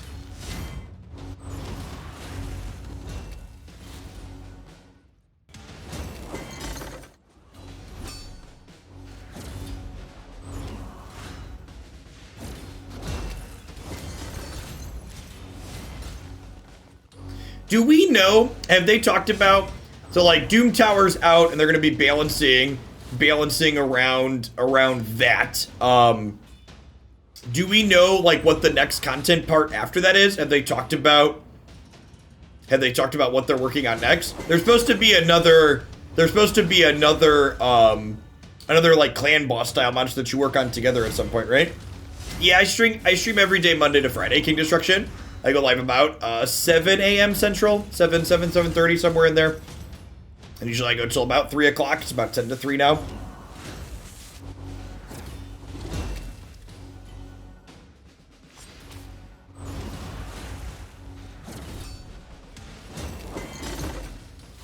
Oh, right, they're adding a new faction.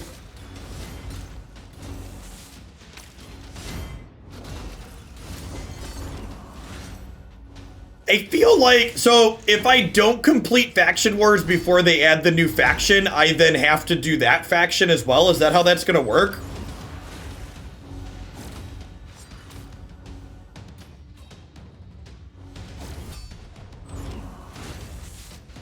Are they gonna move the goalpost on what it takes to get the Lysandra or whatever, Lydia or whatever her name is? You're gonna move Lydia's goal? That sucks. Oh, the dragon boss is the easiest one in this area too. That's nice.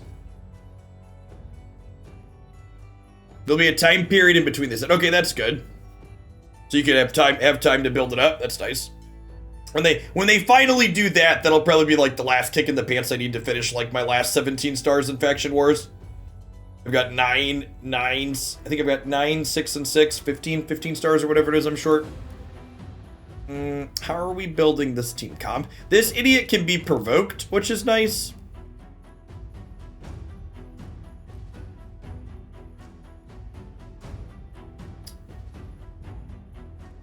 I can probably pick mostly whoever I want here.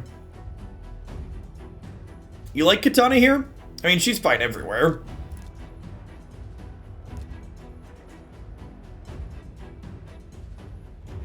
And I guess I could technically just keep using what's her name? This one's probably fine too, honestly. Actually, you know who I actually really like in this one is Seeker. Seeker provokes on his A1. Yeah, I actually really like Seeker in this boss.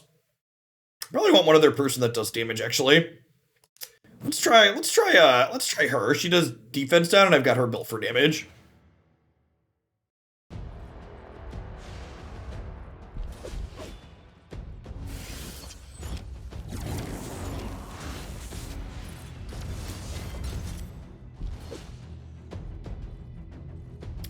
Seeker was like my carry in the arena for a long time. I opened him early, and he drug me through to gold 4, kicking and screaming.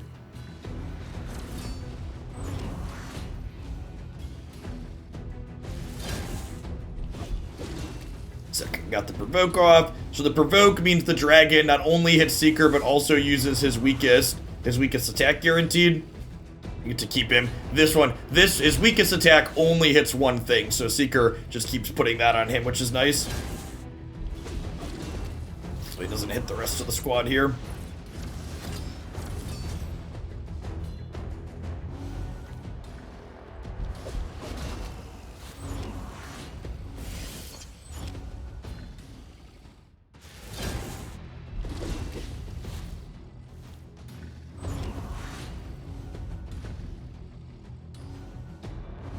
Seeker barely taking any damage too from the attack down.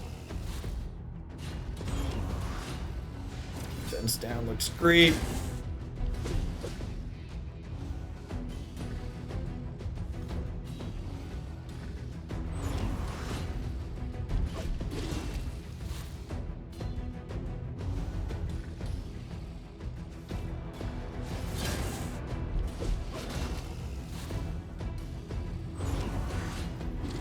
Yeah, big agree, Annie. Having epics and rares that heal and revive in every faction, I think is really important to make the crypts practical. Hello, baby daughter. You like swinging around? How are my girls? Good. Are you having a wonderful day? Yeah. You like watching this game on my phone, don't you? It's weird seeing it on the computer. Haley is enthralled by the beautiful colors of battle in Raid Shadow Legends. Aren't you, baby girl? Yeah, you like how it looks a lot? Does. Whenever you have it on your phone, she sits there and stares at it. That's very true. What's the secret room? Epic champions only, eh? Wait, who are we using in You got a good one, honey? They're all great. None of my champions are weak. There's no weak champions, see them? Max level. Yeah, of course. Listen, you know how much time and money I've spent on Raid Shadow Legends. Oh, I'm aware. Haley knows too. Look at her. Look, she just like is loving it. Well, this game is Haley endorsed. think, Jelly Bean. Oh, actually, I can keep my what's her called? Is an epic here too? Sick. All right, let's do Oh, this. that one's only level 56. You're It gonna is. lose. She's not. She's working her way up. Hello, my Haley. You are my baby. Daddy loves you. Who's the cutie? Who's you are? You love watching the rain.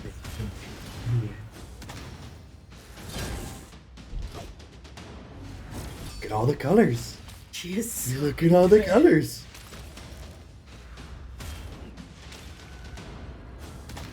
Dad, Oh, let me play. you got close enough to the mouse? Dad, let me show you how to play. I got you.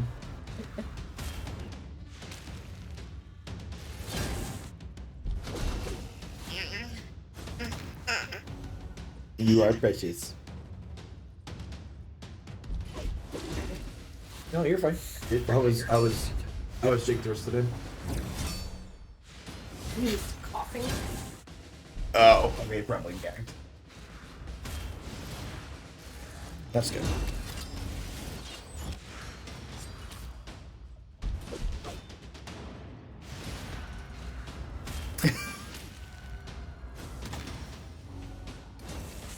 Did it end up? Is it snowing? Yeah. It just started a little bit. Yeah, you can't see up there anymore. Cap on it. No more bunnies fall down. No more rabbits in the hole. That's a lot of man-eaters. Also frigid outside. Block debuffs. Get them. My team. See, my 56 is A-OK. He's doing fine.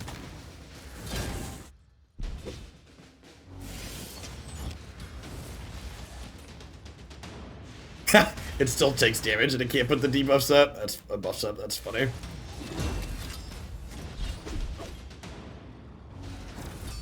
Yeah. It's funny like you, funny haha. Funny haha. 30. I have not done a lot of secret rooms in the hard mode, so I'm through 10 of them at this point. He's actually a pretty good champion, right? Perfect fail, extra turn, attacks all enemies, moves all hexes. Shields random sources to hex debuff. Each critical hit decreases the cooldown of Not of This World by 2 turns. Oh, that's this one. Okay, interesting. It's eventually inflicts a true tier debuff and then loses 30% or more of their max HP. It's a neat kit. What's this? Let me taste it. How's my headrest taste? Is it pretty good?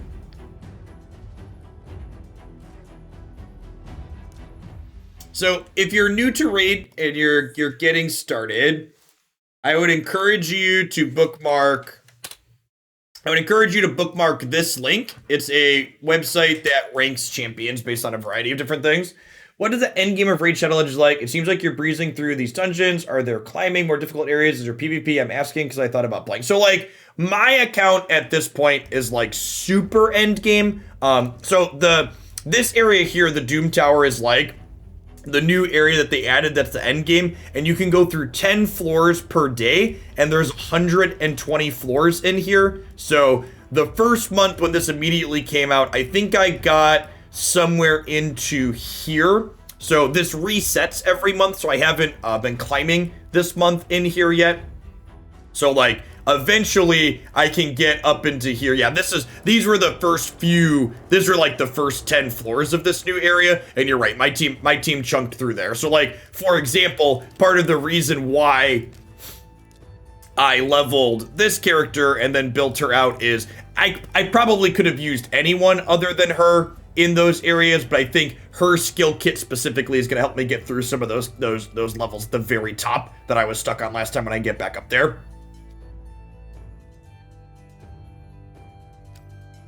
Yeah, so the end game pieces of content, another end game piece of content. So for example, is the faction wars is another end game piece of content, and I'm almost through all of this as well. But still, like I've played a ton for a year, and I'm still not through all of this, and this has been in the entire year that I was around. So the gimmick or thing you have to go through in this area is all of the champions are broken up into factions or areas, and you can only use champions from a specific faction in each of these areas. So here I can only use my Skinwalker champions. So this requires you to build out lots of champions that you wouldn't use in normal dungeons because like they're kind of worse or strictly worse than other champions for other reasons, but you're required to build from this specific pool here. Oh, there's only one server in general, Lord Bio. Yeah, and I'm mostly through this area. I've got 3 crypts that I need to finish through. And I think if I sat down and put my mind to it, I could probably finish 2 of the 3 of them already. I think the 3rd I might need another champion for. But like, yeah, like the actual like watching your guys battle isn't like what I would consider the gameplay in a game like Raid. It's the actually building characters and mixing and matching gear and how you figure out which gear pieces meld together. I guess one thing I haven't done that we can show after we go through. I didn't pull up a champions gear list yet today and talk about the gearing champions is probably the most interesting part of the game, right, in terms of numbers and figuring out how things build together. Figuring out how your unique gear pieces mix and match up to optimize your champions. And it can talk about how a few of my champions that are like damage based or support based and how their builds differ based on what role they're taking. Like what area, like for example, how you build. Yeah, team compositions are interesting as well, and like you get more interesting team compositions the more you develop your account and you have more champions built up. The 3v3 PvP is actually where team compositions I think get most interesting in Raid because you need to have 12 reasonable champions.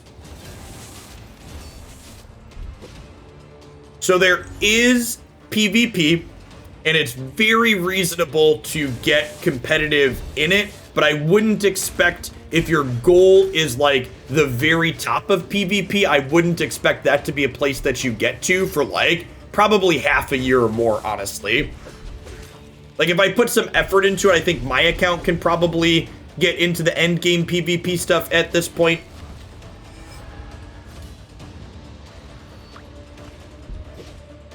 But it took a long time to get there. And you're a sub, Lord Bio, too, so like we've got a super active channel in the subs Discord. Actually, fun fact, the Raid Shadow Legends channel in the subs Discord actually has more messages than any of the other channels. Very, very active people. I talk in there off and on too. So if you're looking to poke into it and want to play with it, that's a good place to get advice on builds and stuff.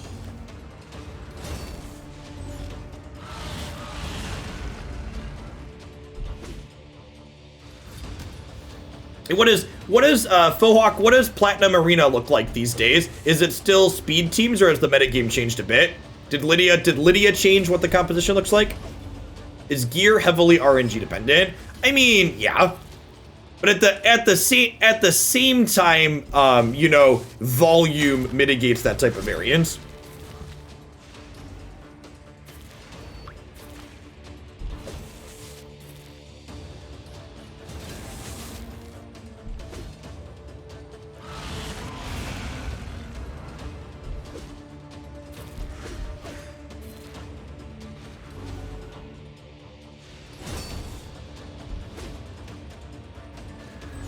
Yeah, correct. Yeah, it's the gear is exactly like any other action RPG. It's very, very Diablo-esque.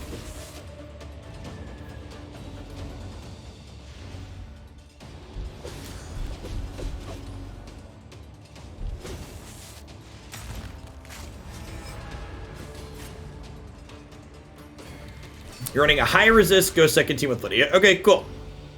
Yeah, I wanted to make a point to try and do Platinum Arena at some point, but I think I want to wait until I get a Lydia to do that.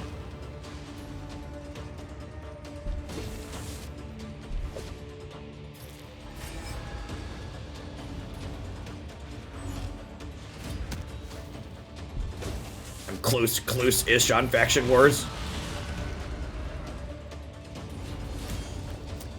think all except Shillsville and Hoaglandia are the only 2 active ones though. Someone else said the other one only had like 4 active people left in it.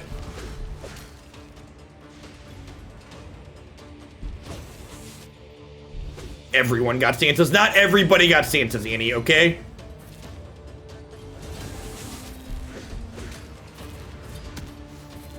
Whales, all the whales got Santa. There was a whale war over Santa.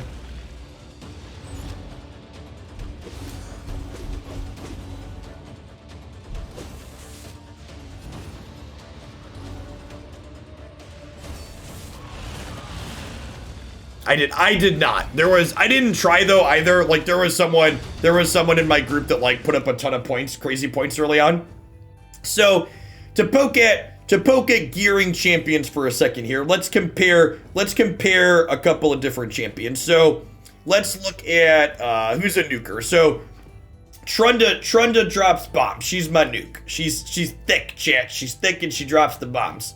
So how nuker characters are built is you want their crit rate to be as high as to be 100%, and then you want their crit damage and attack to be as high as possible. Crit damage being the most important. So like when you build out your gear, the gear has a primary stat line, in this case crit damage for the gloves, and then it has 4 substats as well. So basically when you're building your champions, you're mixing and matching your various pieces of gear to try and get those optimal stat lines depending on what you want your champion to do. For an example of a different style of champion, because not every champion is just built for damage, is Ceres is what I would refer to as a debuffer. So Ceres's primary stat lines is a debuffer. Her skill kit puts decrease attack and decrease defense on things. So accuracy is the most important stat line for her. So my Ceres is at 500 accuracy, and then after accuracy I want speed, so that way she can make sure to try and go and put her debuffs down before the enemies get a chance to start taking attacks, so that way when they do take attacks they're weakened. And my relentless gear is really good. I've won a lot of tournaments. So like yeah, this Trunda is at like 273 100% crit rate in relentless. I showed my hedge earlier. My hedge is at 241, 363 accuracy, 4k attack in Relentless. What else do I have in Relentless? I had a couple of good Relentless sets. Oh, Cal, this guy, I'm not even using him. I feel like I should probably put this Relentless set on someone else. He's at 100, 4,500, and 216. Andrew's great. Yeah, he's okay. He's fine. I've been whelmed by him. He's in Relentless gear though.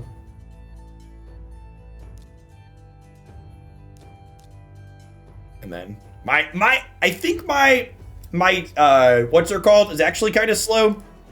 She's at 341 now. That's on the slow side, right? I guess if speed's not king anymore, platinum RBs aren't a good measurement. But she's slow by platinum standards. Maybe hedge would let me be competitive there. All right, I don't know. At any rate, that's going to wrap things up for me today. If you want to check out Raid, it's a lot of fun. You can check it out using my link here. If you do enjoy it and you're a Twitch sub, be sure to pop into the subs Discord. We've got a ton of active channels for lots of different games there, including Raid. So I'll be back tomorrow morning. We're going to be dipping into Historic with the Euroband, and we'll be playing some Mythgard tomorrow afternoon. Peace, folks.